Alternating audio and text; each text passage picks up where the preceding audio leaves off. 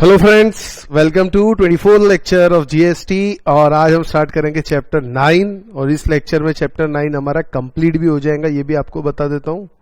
Payment of tax एक बहुत simple chapter है, ये बहुत सिंपल है बेटा, और ज्यादा कुछ इसमें है नहीं, बट इसमें से क्वेश्चन भी आता है।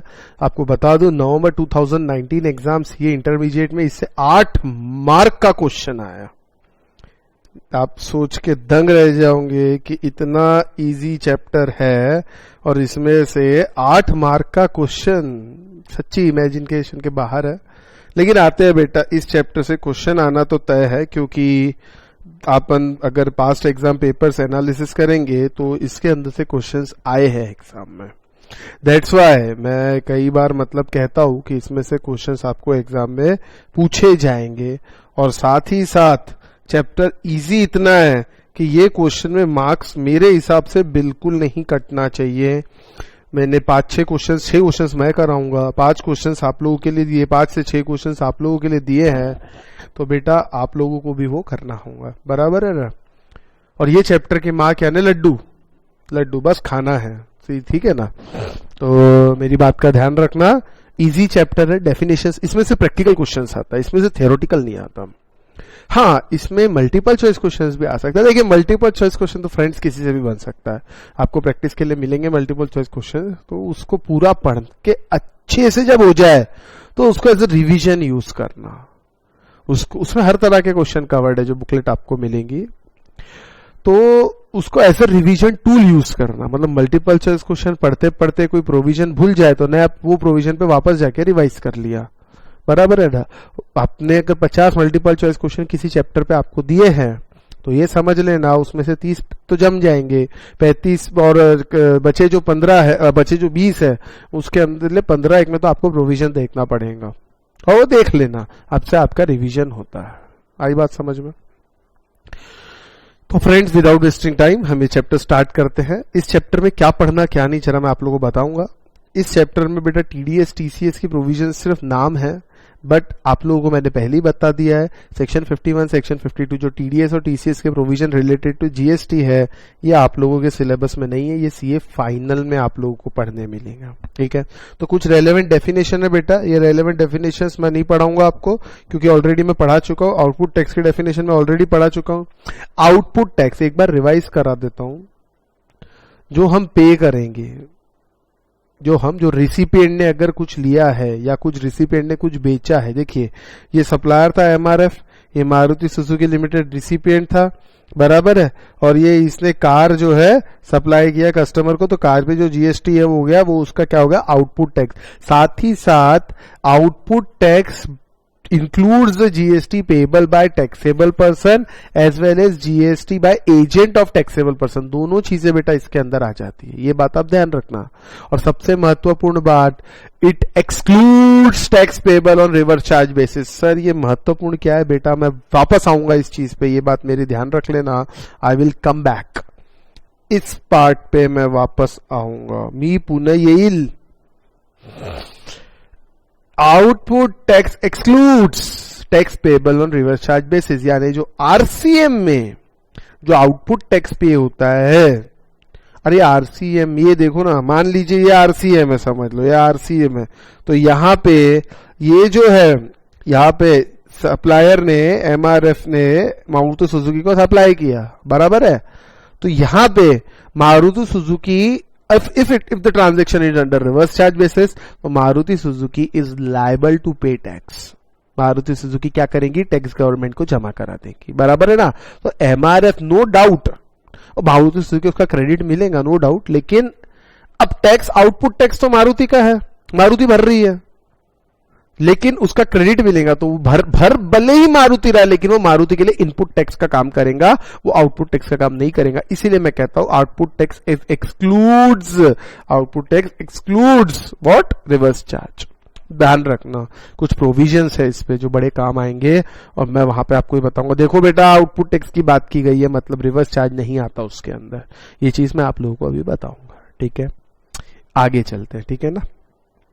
टैक्सेबल पर्सन, ओहो ये बहुत फालतू डेफिनेशन है, ये नहीं पढ़ाऊंगा मैं। पेमेंट्स मेड जीएसटी रेजिम, देखिए इंट्रा स्टेट के लिए सीजीएसटी और एसजीएसटी, इंटर स्टेट के लिए आईजीएसटी होता है, और wherever applicable interest, penalty, fees etcetera, ये चीजों का बेटा पेमेंट जीएसटी में होता है। मतलब जीएसटी में कौन सा पेमेंट होता है सर? जीएसटी में टैक्स का पेमेंट होता है सर, जीएसटी में इंटरेस्ट का पेमेंट होता है सर, जीएसटी में पेनल्टी का पेमेंट होता है सर, जीएसटी में कोई फीस का पेमेंट होता है सर, अदर्स, इसके अलावा कोई और भी चीज हो सकती है। क्यों पढ़ा रहा हूं? ये बड़े काम की बात है, आगे आएगा ये, ठीक है ना। चलिए तो ठीक है। की फीचर्स ऑफ पेमेंट, पेमेंट कैसे होगा? अरे बहुत आसान है। Electronically generated challan from GSTN portal in all modes of payment and no use of manually prepared challan. Manual challan नहीं फिल किए जाएंगे, जीएसटीएन पोर्टल पे फिल किए जाएंगे और वहां से चालान जनरेट होगा।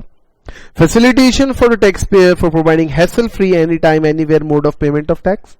Coincidence of making payment online. Convenience of making payment online.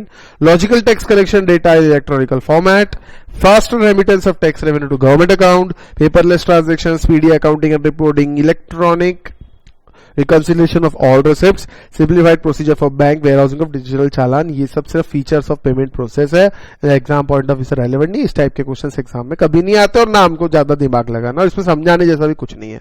अब मैं आता हूं काम की बात पे, जिसपे हम पूरा चैप्टर है हमारा चैप्टर है यहाँ पे पेमेंट पे, और पेमेंट रहता है इलेक्ट्रॉनिक लेजर या इलेक्ट्रॉनिक रजिस्टर। तीन चीजें इसके अंदर आती है। एक है इलेक्ट्रॉनिक कैश लेजर, एक है इलेक्ट्रॉनिक क्रेडिट लेजर, और एक है इलेक्ट्रॉनिक लायबिलिटी रजिस्टर। ये इलेक्ट्रॉनिक लेजर्स है। ये पता है क्या है? ये आप मेंटेन नहीं कर रहे, ये कौन मेंटेन कर रहा है सर? गवर्नमेंट मेंटेन कर रही है। यानी लेजर किसका है? Laser book. बेटा थोड़ा अकाउंट्स अगर याद है, लेजर बुक यानी मेरे बुक्स में मेरा लेजर आपका अकाउंट। वैसे ही यहां गवर्नमेंट के बुक्स में जितने भी लेजर है ना, ये कौन मेंटेन कर रहा है? गवर्नमेंट मेंटेन कर रही है। गवर्नमेंट ने यहां पे कॉमन पोर्टल पे, किस पे? कॉमन पोर्टल मतलब जीएसटीएन पोर्टल, ठीक है। कॉमन पोर्टल में गवर्नमेंट ने कॉमन पोर्टल में आपका, ये लो, आपका अकाउंट बनाया, या मैं ज्यादा बोलूं तो रजिस्टर्ड पर्सन का अकाउंट बनाया, वो ज्यादा बेटर वर्ड है ना। रजिस्टर्ड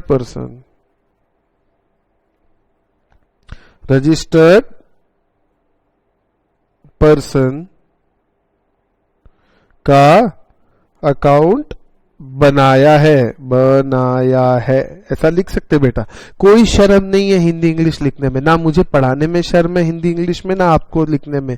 हमको समझने से मतलब है। कम ऑन, एग्जाम में नहीं लिखना, इतना आपको समझता है। मैं आपको इंग्लिश पढ़ाने नहीं बैठा हूं बेटा। I am here to teach you GST, और जीएसटी जितना अच्छे से आपको जिस लैंग्वेज में समझ में आएगा मैं उसका यूज करूंगा, ठीक है। और सेंटेंस फ्रेमिंग मैं नहीं सिखाऊंगा, और कॉमन सेंस की बात है वो आप कर सकते हो। कम ऑन, ठीक है। तो गवर्नमेंट ने कॉमन पोर्टल पे रजिस्टर्ड पर्सन का जो अकाउंट बनाया है, यानी अगर मैं सिंपल भाषा में बोलूं तो गवर्नमेंट के बुक्स में आपका अकाउंट, यानी गवर्नमेंट के लेजर में आपका अकाउंट। कम ऑन, गवर्नमेंट के लेजर में आपका अकाउंट। यानी जैसे बैंक इमेजिन करो, बैंक में आप पैसे जमा करते हैं तो आपका अकाउंट क्या होता है? बैंक में क्रेडिट होता है ना भैया, आपके अकाउंट में पैसा क्रेडिट किया जाता है। और बैंक से आप पैसे विड्रॉल करते हैं, तो बैंक से पैसे विड्रॉल करेंगे तो क्या होगा? आप समझ रहे नहीं समझ रहे?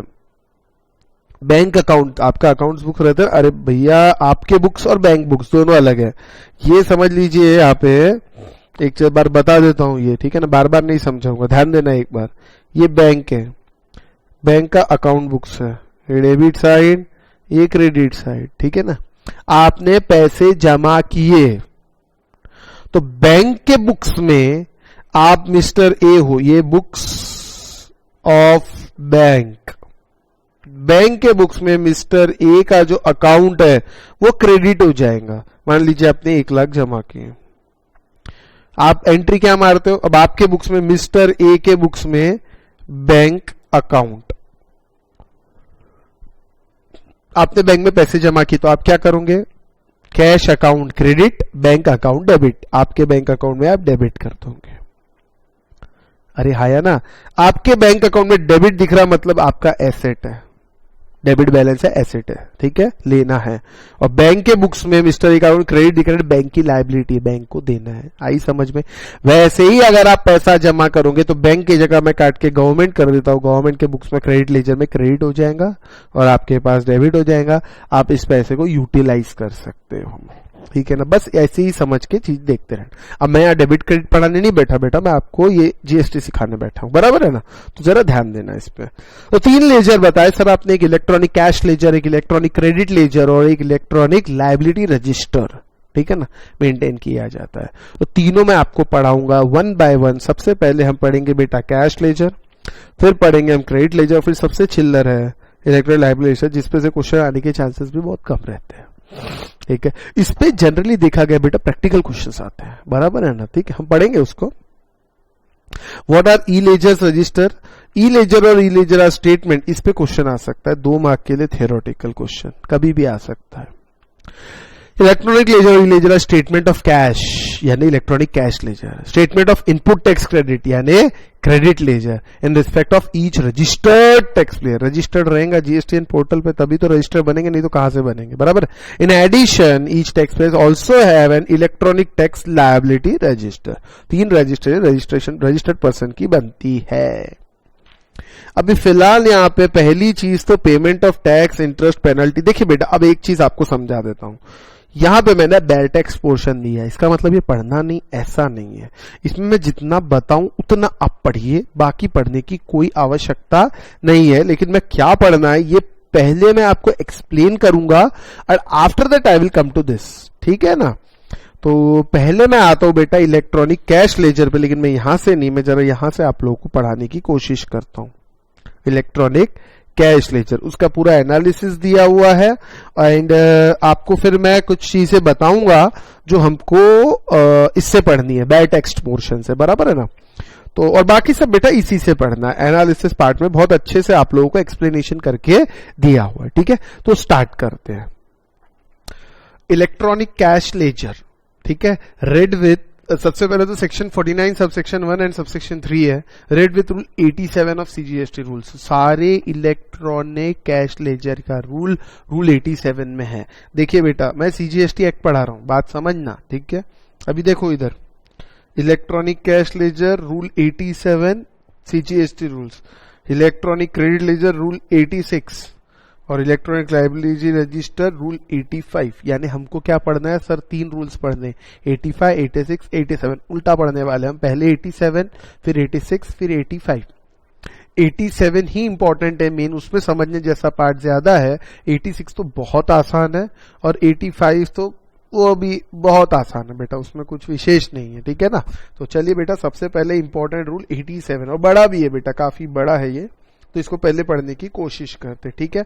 और मैं आपको इस पोर्शन में कुछ मार्क कराऊंगा बेल टेक्स्ट पोर्शन में, तो वो बेटा आप लोगों को पढ़ना है, ये बात मेरी ध्यान रखना, ठीक है। पहले बात करेंगे electronic cash laser red with rule 87 of CGST rule. It contains the summary of all the deposit या पेमेंट, कुछ जमा करते हो या आप कुछ पे करते हो, made by tax payer. Tax payer कुछ जमा करता है, पे करता है तो उसमें आ जाता है, ठीक है। इट कंटेन्स, देखिए कैश है यानी पैसा जमा करना पड़ेगा। यहां पे वो क्रेडिट मिला वो नहीं, वो रहेगा इलेक्ट्रॉनिक क्रेडिट लेजर। जैसे जो आईटीसी रहता है उसका हम क्रेडिट लेते हैं, वो इलेक्ट्रॉनिक क्रेडिट लेजर में होता है, बराबर है ना।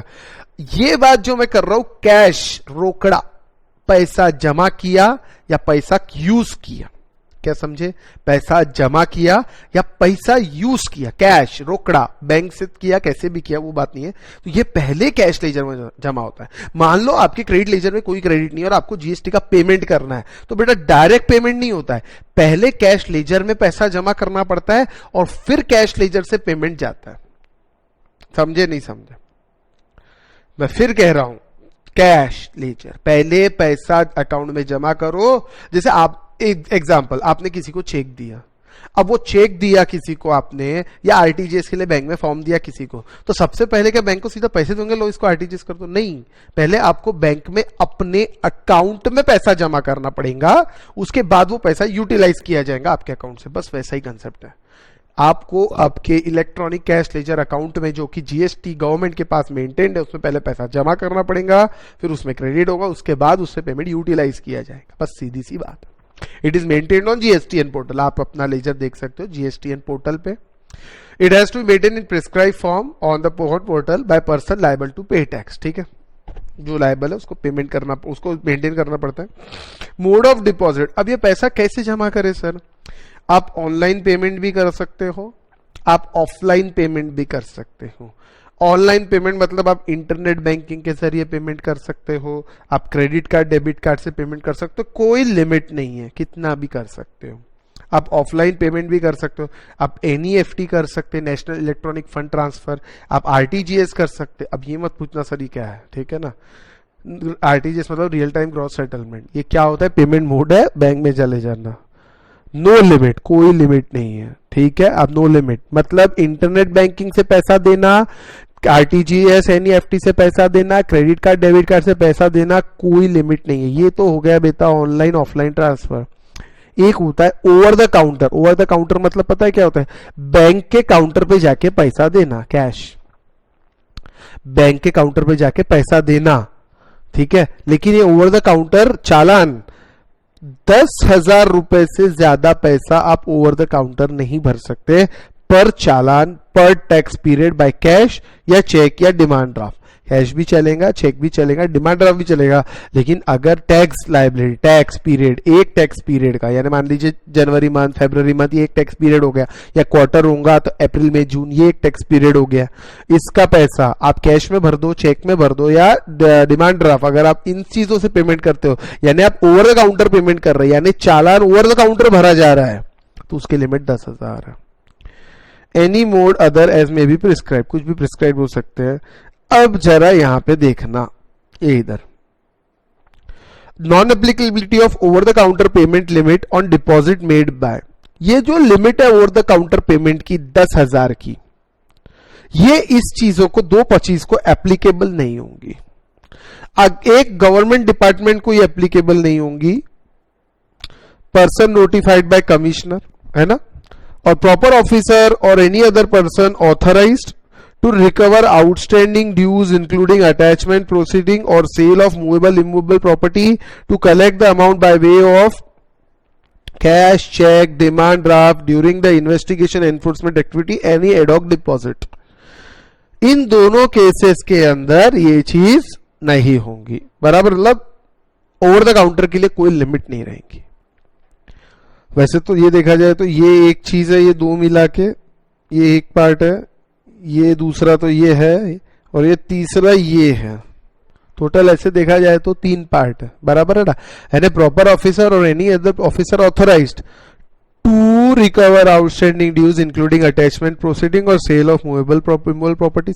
कभी कभी क्या होता है बेटा, असेसर से डिफॉल्ट कर देता है, तो क्या होता है प्रोसीडिंग्स के अंदर उसकी प्रॉपर्टी अटैच कर दी जाती है, प्रॉपर्टी अटैच करके उसको बेचा जाता है, तो बेचने के लिए आउटस्टैंडिंग रिकवर करना है। अब मरे हुए से रिकवर करना है तो उसको बोलेंगे नहीं कैश मत दे, हमको तो आरटीजीएस करना है। अरे भैया जो दे रहा चुपचाप लेके काउंटर पे डिपॉजिट करवाओ, बराबर है ना। ऐसे केसेस के अंदर कुछ कोई अब लिमिट, ओवर द काउंटर की लिमिट 10,000 एप्लीकेबल नहीं है। दूसरी बात आती है to collect amount by way of cheque, demand draft, cash during investigation enforcement activity. Investigation की बात चल रही है, इस टाइप की कुछ बात चल रही है, तुरंत पैसे भरवाने पड़ते हैं तो भैया उससे तुरंत पैसे ले लो। ओवर द काउंटर की कोई लिमिट एप्लीकेबल नहीं रहती है। या गवर्नमेंट डिपार्टमेंट्स कितना भी भर सकते हैं, या पर्सन नोटिफाइड बाय कमिश्नर, ठीक है। हाँ, payment by challan, other expects relating to challan. अब ये चालान से जो पेमेंट होता है ये कैसे क्या होता है ये, और फिर उसको यूटिलाइज कैसे किया जाता है वो तो बात की बात है। जरा पेमेंट बाय चालान पे जरा ध्यान दीजिए बेटा, इंपॉर्टेंट है ये, इंपॉर्टेंट यानी एक समझने वाला पार्ट है। ये पूरा प्रोसेस दिया हुआ है, मैं पढ़ते जाऊंगा और आपको समझाने की कोशिश करता, तो जरा ध्यान देना, ठीक है। व्हाट आर सीपीआईएन, सीआईएन, बीआरएन और ईएफपीबीएन, सॉरी एफपीबी, ठीक है। जरा ध्यान देना बेटा, ठीक है। नाम ध्यान, क्या क्या पढ़ना है हमको सर? कुछ नाम आपने बताए वो पढ़ने हैं। एक सीपीआईएन पढ़ना है, एक सीआईएन पढ़ना है, एक बीआरएन पढ़ना है और एक ईएफपीबी पढ़ना है। पहले पॉइंट में सीपीआईएन के बारे में लिखा हुआ है, ये मेरा फर्स्ट चीज है बेटा। दूसरा सीआईएन के बारे में लिखा हुआ है, तीसरा बीआरएन के बारे में लिखा है, और चौथा ईएफपीबी के बारे में लिखा हुआ है। बस बाकी कुछ नहीं है। ये क्या चीजें हैं? देखिए, पेमेंट तो चालान के थ्रू करना है और चालान इलेक्ट्रॉनिकली जनरेट करना है, ये भी मैंने आपको बताया। और ओवर द काउंटर भी पेमेंट कर सकते, चालान भर सकते। वो क्या होता है, बराबर है, उसका लिमिट 10,000 है, ये भी हमने देखा, और कुछ कुछ केस में वो लिमिट एप्लीकेबल नहीं है, ये भी मैंने आप लोगों को बताया, बराबर है ना। अब मेरी बात ध्यान से सुनना। पहला मैं एक एक चालान की बात करूंगा। एक है सीपीआईएन, कॉमन पोर्टल आइडेंटिफिकेशन नंबर। क्या फुल फॉर्म हुआ बेटा, क्वेश्चन आ सकता है। कॉमन पोर्टल आइडेंटिफिकेशन नंबर, ये क्या हो गया, CPIN. It is created for every challan. देखिए, चालान ऑनलाइन भरना है, ऑनलाइन यानी कहां, जीएसटी के कॉमन पोर्टल पे जाना है, जीएसटीएन साइट पे जाना है, उस पे साइट पे जाके आपको पेमेंट करना है, आपको सक्सेसफुली चालान जनरेट किया जाएगा। It is created for every challan successfully generated by tax payer. Tax payer जिसको पैसा जमा करना है, जिसको पैसा कैश जमा करना है, कैश का पेमेंट कैसे होगा, पेमेंट कैसे करेगा, इंटरनेट बैंकिंग से करेंगे, क्रेडिट कार्ड डेबिट कार्ड से करेंगे, आरटीजीएस से करेंगे, एनईएफटी से करेंगे, किसी से भी कर सकता है। लेकिन पेमेंट करने के पहले उसको क्या करना पड़ेगा, एक चालान जनरेट करना पड़ेगा। आई बात समझ, चालान भरना पड़ता है ना। बैंक में पैसे भरते तो एक स्लिप नहीं भरते, बस वैसे कितने क्या पैसे भरो, स्लिप भरना पड़ता है ना, वैसे यहाँ चालान भरना पड़ता है, बराबर। It is created for every, ये अभी क्या है, सीपीआईएन, कॉमन पोर्टल आइडेंटिफिकेशन नंबर। यानी इसका मतलब है जैसे ही सक्सेसफुल चालान आपने भर दिया, एक नंबर जनरेट होगा जिसे हम कहेंगे कॉमन पोर्टल आइडेंटिफिकेशन नंबर। ये क्या है, चालान भरने के बाद एक नंबर जो जनरेट होता है वो एक कॉमन पोर्टल पे जनरेट होता है, उसको चालान कॉमन पोर्टल आइडेंटिफिकेशन नंबर कहा जाएगा। It is created for every challan successfully generated by tax payer. जब भी चालान सक्सेसफुली जनरेट होगा, एक सीपीआईएन जनरेट होगा, ये 14 डिजिट का रहेगा। ये क्वेश्चन एमसीक्यूज के लिए बड़े इंपॉर्टेंट है। 14 digit unique number to identify the challan. भैया ये कौन सा चालान है, ये आइडेंटिफाई इस नंबर से हो जाएगा, इसे कहेंगे CPI. It is valid for 15 days. 15 days period के लिए वैलिड रहता है, ये बात ध्यान रखना हमेशा, ठीक है। जैसे जीएसटी हर 15 तारीख के पहले फाइल हो जाना चाहिए, मतलब रिटर्न नहीं, सॉरी, पैसे 15 दिन के अंदर अंदर आपको भरने पड़ते हैं। अगर आपको कुछ भरना है तो, जैसे अप्रैल मंथ का है तो मई मंथ के 15 तारीख तक भरना है, तो लोग क्या करते हैं, चालान 1-2 दिन में, 2 या 3 तारीख को, जैसे अप्रैल मंथ का पेमेंट है, बराबर है, तो लोग 2 या 3 मई को ही चालान बना के रख देते हैं, ठीक है ना। सीपीआईएन जनरेट अपने आप हो जाता है, चालान नंबर, ठीक है। और ये अपन इलेक्ट्रॉनिकली होता है बेटा ये। और फिर जब उसको एक बार जनरेट करके रख दिया, फिर आराम से उसको अच्छे से वेरीफाई करके फिर पेमेंट किया जाता है। क्यों वेरीफाई इतना करते हैं, थोड़ी देर में पता होगा। सीआईएन, अब मैं दूसरी बात कर रहा हूं बेटा, सीपीआईएन हो गया, अब मैं सीआईएन की बात कर रहा हूं। और इसको कहते हैं चालान आइडेंटिफिकेशन नंबर। ये कौन जनरेट करता है, ये बैंक जनरेट करती है, ठीक है, बैंक जनरेट करती है। Once the payment in lieu of generated challan is successful, it is 17 digit number, that is 14 digit CPIN plus 3 digit bank code. Sir नहीं समझा, कोई बात नहीं। सीपीआईएन आपने जनरेट किया, हाँ सर जनरेट कर लिया, चालान भर दिया, फिर पेमेंट करने के लिए बैंक का यूज हो करोगे कि नहीं करोगे, हाँ, चाहे इंटरनेट बैंकिंग करो, चाहे क्रेडिट कार्ड डेबिट कार्ड करो, चाहे आप आरटीजीएस एनईएफटी करो, कुछ भी करो, आपको सीधी सीधी बात है भरना तो पड़ेगा बैंक के थ्रू। तो बेटा मुझे एक बात बताओ, तो यहां पे जब आप पैसा भरते हो, चालान आइडेंटिफिकेशन नंबर एक जनरेट होता है, once the payment, repeat, once the payment in lieu of generated challan is successful. CPIN कब जनरेट होता है, जब चालान जनरेशन सक्सेसफुल होता है। और सीआईएन कब जनरेट होता है, जब payment in lieu of generated challan is successful. यानी सीपीआईएन जो जनरेट हुआ उसके ल्यू में, जो उसके बिहाफ में या उसके लिए जो आप पेमेंट करने वाले हो, वो सक्सेसफुल होने के बाद एक सीआईएन जनरेट होता है। तो सीआईएन क्या रहता है, सीपीआईएन प्लस 3 डिजिट बैंक कोड।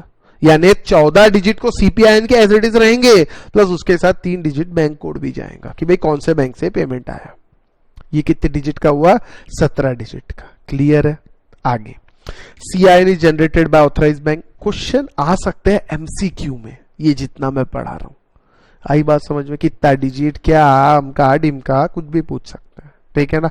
अब बहुत लड्डू जैसे क्वेश्चन है, बहुत आसान रहते हैं, ठीक है। CIN is generated by authorized bank, Reserve Bank of India, when payment, या authorized bank या Reserve Bank of India, when the payment is actually received by such authorized bank और RBI and credited to relevant government account held with them. Government के account in banks में है, आप अपने पैसा उस बैंक, आप अपने बैंक से उस बैंक को पैसा दोगे, गवर्नमेंट का अकाउंट जिस बैंक में है, और फिर वो पैसा गवर्नमेंट के अकाउंट में आ जाता है। सीधी बात है। There is an indication that payment has been realized and credited to the appropriate government account. CIN is communicated by authorized bank to taxpayer as well as to GSTN. CIN जो रहता है, जो authorized bank रहती है, वो common portal पे भी communicate किया जाता है GSTN पे, और साथ ही साथ वो आपको भी कम्युनिकेट किया जाएगा। ये बात ध्यान रखना, ठीक है। आगे एक अगली चीज है BRN, जिसे कहते हैं bank reference number. It is the transaction number given by bank for payment against challan. जो आप चालान के अगेंस्ट में पेमेंट करते हो, बराबर है, उसके एक लिए एक बैंक रेफरेंस नंबर बैंक आपको देती है। Not much relevant. हाँ, एक EFPB। अब ये क्या होता है सर? ये होता है इलेक्ट्रॉनिक फोकल पॉइंट ब्रांच। क्या होता है? Electronic focal point branch. Sir ये क्या होता है, देखेंगे। These are the branches of authorized bank. These are the branches of authorized bank which are authorized to collect the payment of GST. Her bank की branch को authorise नहीं किया है जीएसटी पेमेंट कलेक्ट करने के लिए, कुछ को किया है, तो उसको क्या कहेंगे? इलेक्ट्रॉनिक फोकल पॉइंट ब्रांच, बराबर है। Each authorise bank will nominate only one branch as its EFPB for pan India transaction. Pan India transaction मतलब जीएसटी, पूरे इंडिया बेसिस पे GSTN नंबर रहता है, पैन बेस्ड रहता है ना, तो उसके लिए हर ऑथराइज बैंक अपनी एक ब्रांच को नॉमिनेट करेंगी इंडिया बेसिस पे। The EFPB will have to open account under each major head of all governments.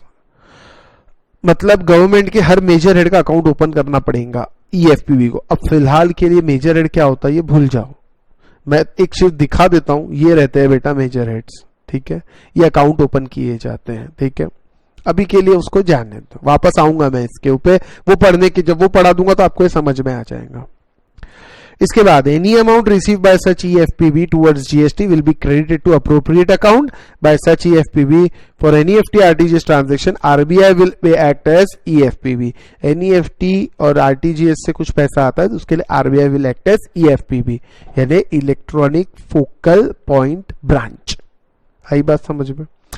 अब इसके अंदर बेसिकली होता क्या है, एक ही देखिए, अब जैसे SBI है, SBI की मुंबई ब्रांच को EFPB बनाया गया, ठीक है। अब ये EFPB में ये जो ब्रांच है EFPB मुंबई ब्रांच, ये गवर्नमेंट के मेजर हेड के सब अकाउंट खोलेंगी। मेजर हेड कौन से? CGST, SGST, IGST, cess, UTGST, ये अकाउंट खोले जाएंगे, बराबर है। बस इतना ही है इसका काम और कुछ नहीं। और RTGS और NEFT से कुछ पैसा आता है तो उसके लिए RBI will act as EFPB, बराबर है। Are manual challan applicable as allowed under earlier VAT regime. क्या आज भी मैनुअल चालान अलाउड है? नहीं, बिल्कुल नहीं। एनुअल और physical challan not allowed. It is mandatory to generate challan. Online ही आपको चालान जनरेट करना पड़ेगा, चालान जनरेशन तो ऑनलाइन होगा। How many types of challan prescribed for various tax and payment to be made in a GST regime? There is single challan prescribed. एक ही चालान prescribed है। क्या नाम है सर उस चालान का? GST PMT 06, ये इस चालान का नाम है। सर ये कहाँ लिखा है? आपने तो लिखा ही नहीं, बताता हूँ। The single challan prescribed for all taxes, fees, penalty, interest and other payment to be made in the GST regime. इधर देखो बेटा,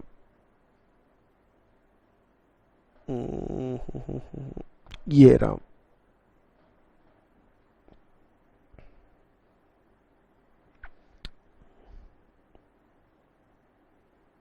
जो आपको पढ़ना है मैं बता रहा था ना, इसके अंदर से एक ये चीज है जो आपको पढ़ना है। चालान जो रहेगा वो फॉर्म GST PMT 6 में रहेगा। जो जनरेट ऑनलाइन किया जाता है, 15 दिन वाला चालान। मतलब सब, मतलब क्या, मतलब आप कुछ नहीं, यहाँ पे लिख दीजिए ये जिस चालान की हम बात कर रहे हैं वो चालान कौन सा है, जीएसटी पीएमटी 06, जीएसटी पीएमटी 06, ये है इस चालान की मैं बात कर रहा हूं, ये चालान नंबर है। एक ही challan tax, penalty, interest, other dues etcetera कुछ भी हो उसके लिए यूज किया जाता है, ठीक है। Other aspects relating to challan, अब इस चालान के कुछ अदर एस्पेक्ट्स है, जरा देख लेते हैं इसको। देखिए चालान तो जनरेट करना पड़ेगा ऑनलाइन, ये बात ध्यान रखना।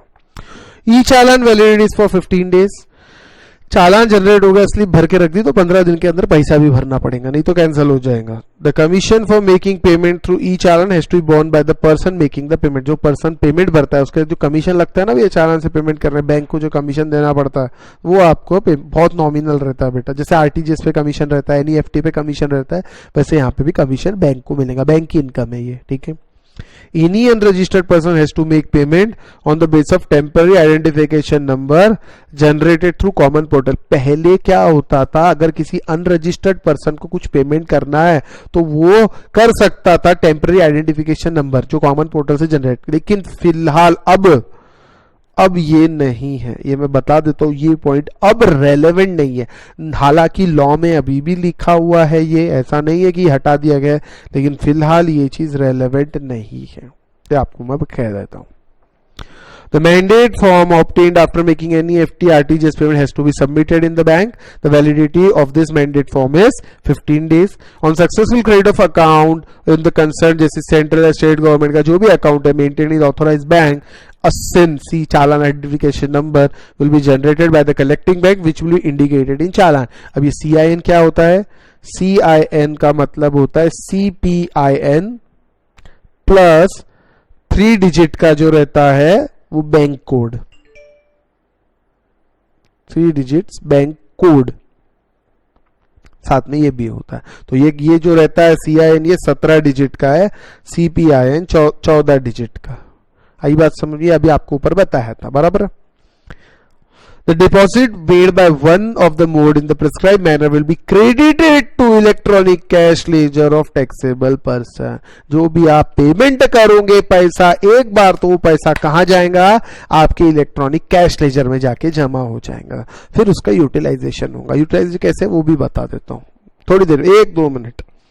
On receipt of CIN from the collecting bank, the said amount is credited into electronic cash ledger of the person on whose behalf deposit is made। जिसने डिपॉजिट किया उसके CIN उसके आप ECL में पैसा डाल दीजिए। And the common portal will generate receipt to this side. भैया पैसा मिल गया, इसकी एक रिसिप्ट जनरेट होगी, यानी आप जैसे बैंक में पैसा जमा किए तो काउंटर रिसिप्ट नहीं मिलती, वैसी रिसिप्ट मिल जाएगी, तुम्हारे इलेक्ट्रॉनिक कैश लेजर में पैसा जमा हो चुका है, बस सीधी सीधी बात, ठीक है। अब आगे कभी कभी गलती भी होती है, हाँ, if CIN is not generated even after making payment and submission of mandate form और when after generation it is not reflected in common, कभी जनरेट होगा नहीं, दिख नहीं रहा है, तो जो पर्सन जिसने पेमेंट जिसने डिपॉजिट किया है या person on whose behalf deposit made can make representation in prescribe form through the common portal और e gateway through which payment has been made. अब ये प्रिस्क्राइब फॉर्म कौन सा है सर, इधर आओ, ये यहां पे है, 1 minute.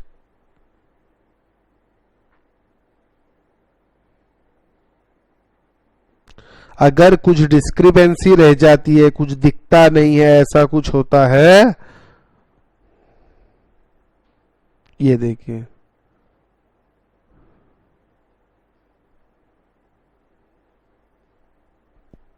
Just a minute,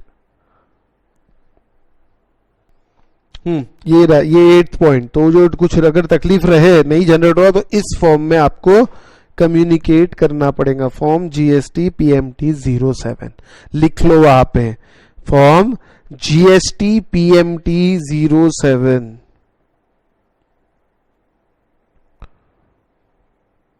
form GST PMT 07, ठीक है। बस ये चीजें वहां से पढ़नी है जो यहां नहीं है, आई बात समझ में? ये एग्जाम में फॉर्म नंबर याद रख के लिखना कोई आवश्यक नहीं है, इंटर लेवल पे आपसे ये सब कुछ एक्सपेक्ट नहीं है। लिखे तो बहुत अच्छी बात है, लिखना भी चाहिए, ध्यान में रखना चाहिए, नहीं रहा तो कोई गुनाह नहीं कर दिया, मेरा ये कहना है। याद रखते हो मार्क्स अच्छे मिलेंगे, नहीं भी रखते तो मार्क्स कटेंगे नहीं, बस इतना मेरा कहना है, ये बात ध्यान रखना, ठीक है। इसलिए मैंने यहाँ एक्सप्लेनेशन में नहीं डाला, इसलिए वहां से लिंक किया है। तो आप चाहते हो यहाँ भी ध्यान में रखो बेटा, या यहाँ पे ध्यान में रखो, जैसी आपकी इच्छा, ठीक है। ये मैं आपको मार्क कराते जाऊंगा, बस उतना ही पढ़ना है, बाकी कुछ नहीं। डेट ऑफ क्रेडिट, हाँ, अब गवर्नमेंट के अकाउंट में डेट ऑफ क्रेडिट कौन सी डेट को वो ये कैसे पता चलेगा, तो बताता हूं। The date of credit into the treasury of state government और central government is deemed to be the date of debit in electronic cash ledger and not actual date of deposit amount in electronic cash ledger. Simple सी बात, आपने पैसा आज जमा किया, आपने अपने इलेक्ट्रॉनिक कैश लेजर में जमा किया जो गवर्नमेंट के पास है, वो पेमेंट इलेक्ट्रॉनिक कैश लेजर में पैसा जमा किया, इसमें मतलब गवर्नमेंट को पेमेंट किया ऐसा नहीं है। आपको गवर्नमेंट को अगर पेमेंट करना है तो पहले आपको पैसा आपकी इलेक्ट्रॉनिक कैश लेजर में जमा करना पड़ता है और उसके बाद वो इलेक्ट्रॉनिक कैश लेजर का पैसा यूटिलाइज करके आपको गवर्नमेंट अकाउंट में पैसा डालना पड़ता है। आई बात समझ में? तो जिस दिन आप ये यूटिलाइज करोगे, यानी जिस दिन गवर्नमेंट ट्रेजरी में क्रेडिट दिखेगा, उस दिन पेमेंट किया आपने, ऐसा माना जाएगा। तो आप बोलेंगे हमने तो कैश लेजर में डाल दिया था पहले ही, अब हम अब ट्रांसफर कर रहे तो पैसा तो दे दिया था ना, ऐसा नहीं होता। जिस दिन आप वो यूटिलाइज करोगे और उस जिस दिन गवर्नमेंट के अकाउंट में उस क्रेडिट रिफ्लेक्ट होगा, उस दिन आपने पेमेंट किया ऐसा माना जाएगा। इसलिए एकदम टाइम की राह मत देखना, 1-2 दिन पहले ही कर देना चाहिए, नहीं तो हमने तो कर दिया था तो पेनल्टी इंटरेस्ट सब लगेगा एक दिन का अगर लेट आप हो गए तो। इन केस गवर्नमेंट के अकाउंट में अगर एक दिन लेट क्रेडिट हुआ, ऐसा आई बात समझ में? इन केस अगर कोई डिस्क्रिपेंसी दिखती है इलेक्ट्रॉनिक कैश लेजर, भैया हमने तो पैसा भरा था दिख नहीं रहा, हमने 4,000 भरे, हमने 4 लाख भरे थे 40,000 दिख रहे हैं, ऐसी कोई डिस्क्रिपेंसी आपको दिखती है तो आप क्या कर सकते हो, कम्युनिकेट कर सकते हो अपर ऑफिसर। ये जस्ट लाइक बैंक अकाउंट है, बराबर है। बैंक में पैसा जमा करते वैसा करते ना, बस वैसे ही आप जीएसटी के साइट पे जीएसटी गवर्नमेंट के अकाउंट, गवर्नमेंट के बुक्स में आपके अकाउंट में आप पैसा जमा कर, बस वैसा इमेजिन करते रहना, ठीक है। ठीक है, ये तो हो गया, लेकिन इसके लिए कौन सा प्रिस्क्राइब फॉर्म कौन सा है, चलिए बता देता हूं। ये रहा, कोई डिस्क्रिपेंसी दिखती है तो आपका फॉर्म है फॉर्म जीएसटी पीएमटी 04। याद रखे, बहुत अच्छी बात, नहीं रखे तो भी अच्छी बात, आपकी मर्जी। याद रखना चाहिए, मेरे पर्सनल सजेशन दूं तो बिल्कुल याद रखना चाहिए। मैं वहां लिखवा रहा हूं आपको, इसीलिए लिखा नहीं, लिखा हुआ याद नहीं रहता, लेकिन हाथ से लिखा हुआ जरूर याद रहता है, इसलिए लिखिए। क्या लिखेंगे, फॉर्म जीएसटी पीएमटी 04, सिर्फ 4 नहीं 04 पूरा लिखना, नहीं तो बस क्या जरूरत है सर उसकी, नहीं जितना बोल रहा उतना करो, ठीक है। क्या लिखोगे, फॉर्म जीएसटी पीएमटी 04, इस फॉर्म में ये चीज डिस्क्रिपेंसी। अब ये क्रेडिट लेजर में भी ये फॉर्म में डिस्क्रिपेंसी देखी जाती, ठीक है।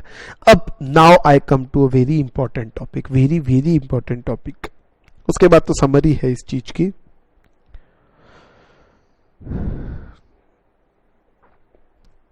यूटिलाइजेशन, जो कैश लेजर के अंदर अब जो अमाउंट दिख रहा है उसका यूटिलाइजेशन मैं कैसे करूंगा, ये सबसे इंपॉर्टेंट चीज यहां पे आती है, ठीक है। तो जरा इस पे बेटा ध्यान दीजिए। Subsection 3 of section 49 of CGST lays down the following, कुछ चीजें लिखी हुई है, इसमें एक अमेंडमेंट भी हुआ है, लेकिन वो अमेंडमेंट मैं आपको बता तो देता हूं, बट बेटा आपके इंटर के सिलेबस से लिंक्ड नहीं है। प्रॉब्लम ये है, अमेंडमेंट मैं बता दूंगा, चीज समझ लो, अमेंडमेंट क्या हुआ ये मैं आपको बता देता हूं, पर समस्या ये है कि वो आपके इंटर के सिलेबस में गवर्नमेंट मतलब नहीं है। यानी हुआ ये था, फाइनेंस एक्ट 2019 के कुछ पोर्शन आप लोगों को एप्लीकेबल नहीं है, मॉड्यूल में दिए हुए हैं, और साथ में मॉड्यूल में ये भी लिखा हुआ है कि ये पोर्शंस आपकी एग्जाम के लिए एप्लीकेबल नहीं है। और एप्लीकेबल कब होंगे ये भी लिखा है, एप्लीकेबल लिखा है कि तब होंगे जब हम बताएंगे, हम यानी कौन, इंस्टीट्यूट बताएंगे कि भैया ये चीज एप्लीकेबल होना है via notification, institute notification issue करेंगे। तो आज की तारीख तक, यानी आज की तारीख है 27 जुलाई, कोई किसी तरह का नोटिफिकेशन इंस्टीट्यूट ने इशू नहीं किया है। कोई किसी तरह का नोटिफिकेशन इंस्टीट्यूट ने इशू नहीं किया है, यानी अभी तक वो चीजें एप्लीकेबल नहीं है।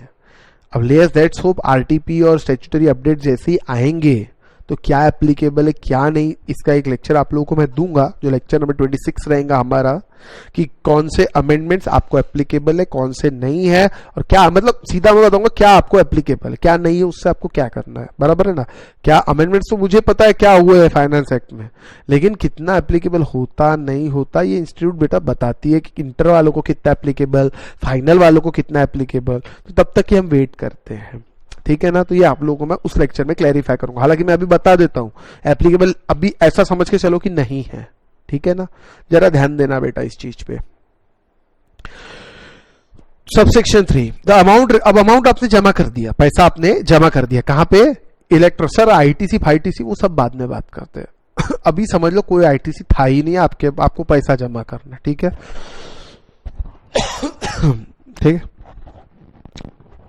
अभी आपने पैसा जमा किया इलेक्ट्रॉनिक कैश लेजर में, the amount reflected in electronic, अब दिखेगा आपके पैसा मे बी यूज, अब आपको यूज कर सकते काय में, for making payment towards what, making payment towards tax, interest, penalty, fee और एनी अदर अमाउंट, यानी 5 चीजें आ गई। क्या क्या आया, एक आ गया टैक्स, इंटरेस्ट, पेनल्टी, फी या अदर, ये 5 चीजें जिसको हम माइनर हेड्स बोलते हैं, ये पेमेंट के लिए यूज होता है, इनके पेमेंट के लिए आप यूज कर सकते हैं। तो मेजर हेड क्या हुआ, in the ledger information is kept minor head wise and each for each major head. अच्छा, हर मेजर हेड के लिए माइनर हेड वाइज इंफॉर्मेशन रखी जाती है, मतलब आईजीएसटी के लिए tax, interest, penalty, fee, other, CGST के लिए tax, interest, penalty, fee, other, SGST, UTGST, tax, interest, penalty, fee, other, cess के लिए भी tax, interest, penalty, fee, other. अगर मैं आपको कैसा चालान दिखता है ऐसा अगर लिखाऊं तो जरा यहाँ पे एक बार ध्यान देना, और लिखना चाहो तो इसको आप लिख भी सकते हो। ये देखिए मैं यहाँ पे लिखता हूं, ध्यान देना, मेजर हेड, मेजर हेड के अंदर क्या क्या था आपके, मेजर हेड के अंदर आप देखेंगे तो सबसे पहले था आईजीएसटी, उसके बाद था सीजीएसटी, उसके बाद एसजीएसटी बोलो या यूटीजीएसटी बोलो, उसके बाद था कंपेंसेशन सेस, ठीक है। ये आपका हो गया बेटा मेजर हेड। इसके बाद मैं माइनर हेड का भी बना देता हूं, रुकिए, ये माइनर हेड यहाँ होगा, फिर 1 2 3 4 और 5, ठीक है। पोर्टल में भी ऐसा ही दिखता है, पहले मेजर हेड एक साइड में लिखा रहता है, आईजीएसटी, सीजीएसटी, एसजीएसटी, यूटीजीएसटी और कंपेंसेशन, और हर उसके एक एक छोटे हेड रहते हैं जिसे हम कहेंगे फ्रेंड्स माइनर हेड। क्या कहेंगे, माइनर हेड। क्या रहते हैं माइनर हेड, बताता हूं, माइनर हेड। अभी माइनर हेड काय के रहेंगे जरा देखना है ध्यान से, एक सेकेंड एक सेकेंड एक सेकेंड एक सेकेंड,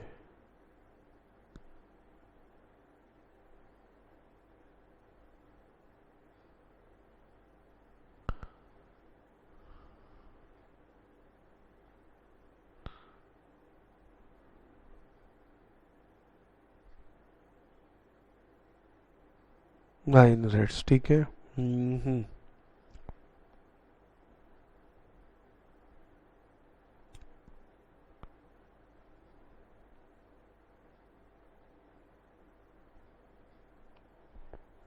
अब ये हो गया, ठीक है। अब देखिए, अब यहां पे tax, interest, penalty, fee, other, tax, interest, penalty, फी, अदर, टैक्स, इंटरेस्ट, पेनाल्टी, फी, अदर, टैक्स, इंटरेस्ट, पेनाल्टी, फी, अदर। ये मेजर हेड्स थे, ये माइनर हेड्स है। मतलब समझे, कुछ तो समझे होंगे। आईजीएसटी मेजर हेड है, उसके अंदर ये 5 माइनर हेड्स है। सीजीएसटी एक मेजर हेड है, उसके अंदर ये 5 माइनर हेड्स है। एसजीएसटी, यूटीएजीएसटी एक मेजर हेड है, उसके अंदर ये 5 माइनर हेड्स है। और कंपेंसेशन सेस एक मेजर हेड है, उसके अंदर ये 5 माइनर हेड्स है। मतलब आईजीएसटी का आउटपुट टैक्स, आईजीएसटी का इंटरेस्ट, आईजीएसटी का पेनल्टी, आईजीएसटी का फी, आईजीएसटी का अदर, सीजीएसटी का आउटपुट टैक्स, सीजीएसटी का इंटरेस्ट, सीडीएसटी का पेनल्टी, सीजीएसटी का फी, सीजीएसटी का अदर, एसजीएसटी या यूटीजीएसटी का टैक्स, एसजीएसटी का इंटरेस्ट, एसजीएसटी का पेनल्टी, एसजीएसटी का फी, एसजीएसटी का अदर, कंपेंसेशन सेस का आउटपुट टैक्स, उसका इंटरेस्ट, पेनल्टी, फी या अदर। आई होप समझ में आया। हाँ, ये बात समझ में आई सर, ठीक है। इसको ड्रॉ कर लेना पॉज करके। ऐसा ही दिखता है बेटा, मतलब कॉमन पोर्टल के अंदर यहाँ पे एग्जैक्ट नहीं बता सकते, बस एक साइड ऐसे ही दे देगा। और यहाँ पे आपको क्या पेमेंट करना है, आपको आईजीएसटी का आउटपुट टैक्स भरना है कि आईजीएसटी के अंदर आपको इंटरेस्ट भरना है कि पेनल्टी भरना है, आप यूटिलाइज कर सकते हैं अमाउंट। ठीक है ना, चालान में जैसा लिखा है वैसा यूटिलाइज कर सकते हैं। चालान में लिखना पड़ता है। अब जरा ध्यान देना, बड़ी इंटरेस्टिंग बात बताना। सर पैसा डालने के बाद तो कहीं भी डाल सकते ना, यही पढ़ा रहा हूं, जरा सा ध्यान देना। The amount reflected in electronic cash laser may be used for making any payment towards tax, towards interest, penalty, fees or other amount in prescribed manner। अब ये मैनर क्या है? In the ledger, information is kept minor head wise for each major head। Her major head wise each minor head की minor head wise each major head में information रहती है। Ledger is displayed major head wise। Major head कौन से? ये IGST, CGST, SGST और cess. Each major is divided into 5 minor heads. 1 2 3 4 5 ऐसे 5 सारे डिवाइडेड है। ठीक है। Registered, very important, a registered taxpayer can make cash deposits in recognized bank account through prescribed mode of electronic cash ledger using any online offline mode prescribed by GST portal। The cash deposit can be used for making payments like tax liability, interest, penalty, fee and other। The amount available in electronic cash ledger can be utilized for payment of any liability for respect major and minor head। In other words, amount available under one major या minor head cannot be used for discharging liability under other major या minor head। अगर जब चालान भरते हैं तो ये चालान में बताना पड़ता है कि कौन से मेजर हेड में आप पैसा भर रहे हो, और वो चालान में ये भी बताना पड़ता है कि कौन से माइनर हेड में। जैसे मान लीजिए आपने आईजीएसटी के हेड में 1 लाख भरे, अब ये 1 लाख में 90,000 आप टैक्स के लिए भर रहे हो और 10,000 आप पेनल्टी में डालना चाहते हो, तो ये आपको बताना पड़ेगा। आपने बता दिया और उसके बाद आप बोले अरे मेरे से गलती हो गई, मुझे आईजीएसटी नहीं सीजीएसटी का टैक्स और पेनल्टी भरना पड़ा, तो अब आप बोलोगे आईजीएसटी को इसमें यूज करने दो ना। ऐसा नहीं होता। यानी जो चालान में भर दिया वो भर दिया। एक मेजर हेड का पैसा दूसरे मेजर हेड में यूज नहीं कर सकते, एक माइनर हेड का पैसा दूसरे माइनर हेड में आप यूज नहीं कर सकते। यानी एक मेक का कुछ भी नहीं चलेगा। TTMM, तू तेरा मैं मेरा, बड़ा स्ट्रिक्ट है भैया, ये बड़ा स्ट्रिक्ट है, कुछ भी नहीं कर सकते। लेकिन एक छोटी सी बात बताना चाहूंगा, छोटी सी बात। एक अमेंडमेंट आया जो मैं कह रहा हूं यहां नहीं है, लेकिन एप्लीकेबल नहीं हुआ है, लेकिन मैं बता देता हूं। एक नया फॉर्म निकाला इन्होंने, जीएसटी PMT 09 नाम से एक फॉर्म निकाला है। उसके अंदर आप थोड़ा सा शिफ्ट कर सकते हो, मतलब आप शिफ्ट कर सकते हो थोड़ा सा, लेकिन वो आपके सिलेबस में नहीं है। शिफ्ट यानी काय में हो सकता है, वो भी आउटपुट टैक्स लायबिलिटी के अंदर। देखिए मैं बताता हूं, ध्यान से सुनना मेरी बात। यानी मैं बताता हूं, आपके इलेक्ट्रॉनिक कैश लेजर के अंदर कोई अमाउंट है, जैसे मैंने ये अभी आपको बनवाया, जरा इस पे गौर करना बेटा मेरी बात पे। अब ये सिलेबस में नहीं है, मैं फिर बता रहा हूं, लेकिन अभी ये अलाउड है। जीएसटी फॉर्म नंबर पीएमटी 09 के अंदर ये काम आप कर सकते हो। मतलब अगर आपने इनमें इस हेड में इस हेड में इस हेड में इस हेड में इस हेड में पैसा डाला, तो आप इसका टैक्स का पैसा इसमें डाल सकते, इसका इंटरेस्ट का पैसा इसके टैक्स में डाल सकते, ये भी डाल सकते, ये भी डाल सकते और ये भी डाल सकते, ये भी यहां डाल सकते, ये भी यहां डाल सकते, ये भी यहां डाल सकते, ये भी यहां डाल सकते, ये भी डाल सकते। यानी मतलब पता है क्या हुआ, जरा अगर टेक्स्ट के आप वर्डिंग सुनोगे ना तो देखिए, अ रजिस्टर्ड पर्सन में on the common portal transfer any amount of tax, interest, penalty, fee या अदर कुछ भी against any amount of the fee or any other amount available available in electronic cash laser. यानी अगर electronic cash ledger में कुछ amount इसके अंदर पड़ा है तो वो ट्रांसफर किया जा सकता है। ट्रांसफर काय में किया जा सकता है?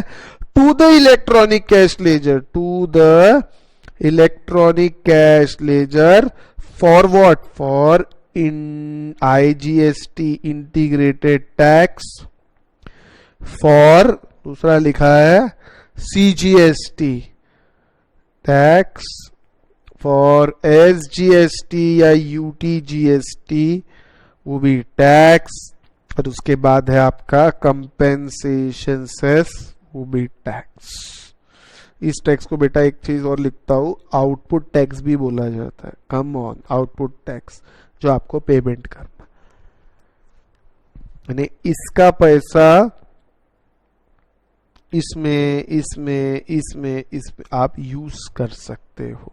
आई बात समझ में? ये इतना अलाउड किया है किसी में भी, ये किसी में भी, आईजीएसटी में भी, सीजीएसटी, एसजीएसटी, यूटीजीएसटी में, कंपेंसेशन सेस में भी, किसी में भी आप डाल सकते हो। आई बात समझ में? अब फिर बता रहा हूं, ये एग्जाम पॉइंट ऑफ व्यू से ये चीज रेलेवेंट नहीं है, लेकिन ध्यान में रखने के लिए रख सकते हैं। हाँ, अगर हो सकता है अभी जो नवंबर के लिए जो आईटीपी आएंगी और उसके अंदर अगर ऐसा कुछ लिखा आया तो फिर ये हो सकता है। मतलब नवंबर के लिए जो आरटीपी आएंगी अभी नवंबर 2020 जिसमें आपके एग्जाम्स है, और उसके अंदर अगर बोला कि एप्लीकेबल है तो फिर एप्लीकेबल हो जाएगा। तो मैं आपको पढ़ाऊंगा, आप उसकी चिंता करो मत, ठीक है ना। चलिए दोस्तों, तो ये तो हो गया अपना। आगे चलने की कोशिश करते हैं। अब ये समरी है, आप देखना चाहो इसको देख सकते हो, पढ़ सकते हो। अब मैं आता हूं इलेक्ट्रॉनिक क्रेडिट लेजर पे, ठीक है ना। जरा ध्यान देना, सेक्शंस बहुत सारे दिए। इलेक्ट्रॉनिक क्रेडिट रूल 86 मेन है, रूल आपका 86, ठीक है। इसमें भी कुछ फॉर्म है, देख लेंगे हम लोग। Subsection 2 of Section 49 of CGST Act provides that the self-assessed input tax credit by a registered person shall be credited to its electronic credit ledger और electronic input tax credit ledger। अब इसको electronic credit ledger कहिए, electronic credit laser बोलो या electronic input tax credit laser बोलो। समझ रहे हैं आप मैं क्या कह रहा हूं? इसको आप इलेक्ट्रॉनिक क्रेडिट लेजर भी बोल सकते हैं और electronic input tax credit ledger भी कह सकते हैं, कोई भी चीज। This is to be maintain prescribe form, यानी जो भी आप आईटीसी लेते हैं वो क्रेडिट आपका इलेक्ट्रॉनिक क्रेडिट लेजर में क्रेडिट हो जाता है, प्रिस्क्राइब फॉर्म में मेंटेन। क्या है प्रिस्क्राइब फॉर्म? चलो ध्यान दो।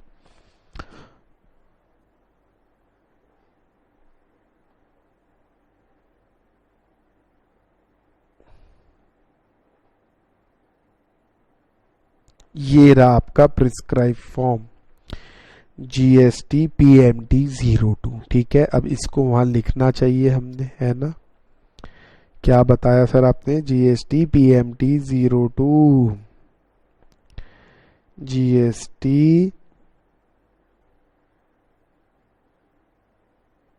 PMT 02। बस ये ध्यान में रखना है जो वहां से उठाना है, बाकी कुछ भी आपको वहां से उठाने की कोई जरूरत नहीं। आई बात समझ में? आगे चलेंगे। Input tax credit as self-assessed in monthly returns will be reflected in ITC ledger. This credit in this ledger can be used to payment only tax and no other amount such as interest, penalty, fees, etc. हो मतलब क्या हुआ इसका? ध्यान देना मेरी बात पे। एक मस्त चीज दोनों का कंपैरिजन बना रहा हूं, शायद आप समझ भी गए होंगे, लेकिन फिर भी utilisation of cash ledger, utilisation of credit ledger. ये मैं इलेक्ट्रॉनिक क्रेडिट लेजर की बात कर रहा है, ये मैं इलेक्ट्रॉनिक कैश लेजर की बात कर रहा हूं। अब जरा ध्यान दीजिए,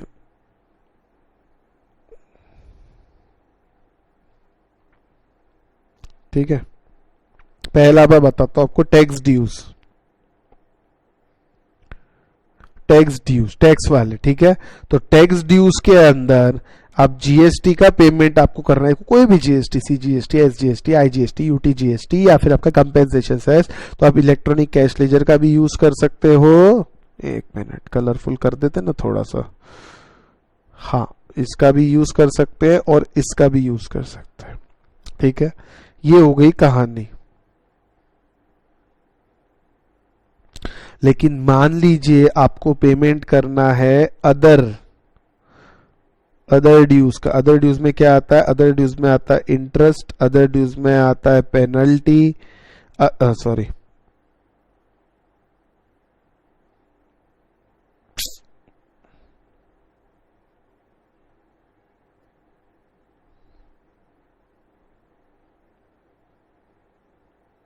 अदर ड्यूज में आएगा आपका फीस या other amount.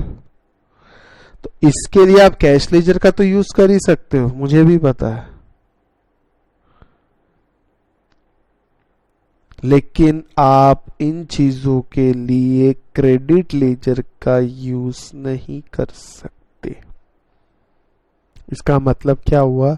Electronic credit laser यानी जो आईटीसी जिसमें जमा है उसका यूटिलाइजेशन आप सिर्फ जीएसटी टैक्स ड्यूज के लिए कर सकते हो, बाकी किसी चीज के लिए नहीं। इसलिए ये कंपैरिजन आपको पढ़ाया। आई होप अभी क्लियर हुआ। इसको एक बार लिख सकते बेटा आप अपने रेफरेंस के लिए, बाकी ऐसे कोई जरूरत नहीं है इसको लिखने की, है ना? आईटीसी का यूटिलाइजेशन कैसे होता है ये तो आप लोगों को भली भांति ही पता है, आप लोग अच्छे से जानते हो ये चीजें। चलिए बेटा, तो थोड़ा आगे चलता हूं अब मैं, है ना? इसके बाद बात आती है non utilisation of ITC for tax liability under reverse charge. ये आपको पता है आईटीसी रिवर्स चार्ज के लिए यूज नहीं किया जाता। क्यों? क्योंकि आईटीसी को यूज करना है, आईटीसी सिर्फ और सिर्फ आउटपुट टैक्स पेमेंट के लिए यूज किया जाता है, और रिवर्स चार्ज का पेमेंट आउटपुट टैक्स नहीं है भैया, वो तुम्हारा इनपुट टैक्स है। देख लो, the amount available for electronic credit ledger may be used for paying payment towards output tax under CGST or IGST. It is pertinent to note that output tax in relation to taxable person means the tax discharge and the act on taxable supply of goods or service made by him or by his agent, but excludes tax payable on reverse charge basis. Sir अभी आपने ऐसा कुछ बताया था? Yes, मैंने output tax की आपको definition पढ़ाई थी जिसके अंदर लिखा था it excludes tax payable on reverse charge basis. इसका मतलब tax payable on reverse charge basis is not output tax. इसका मतलब इलेक्ट्रॉनिक क्रेडिट लेजर का पैसा आप tax payable on reverse charge basis के लिए यूज नहीं कर सकते। आईटीसी का पैसा रिवर्स चार्ज के लिए यूज नहीं हो सकता। सर आपने आईटीसी चैप्टर में भी बताया था। यस मैंने बताया था, मुझे याद है बेटा। ठीक है, क्लियर है ये पार्ट? नहीं होगा तो रिवाइंड करो मेरा फिर से वीडियो, आपकी मर्जी।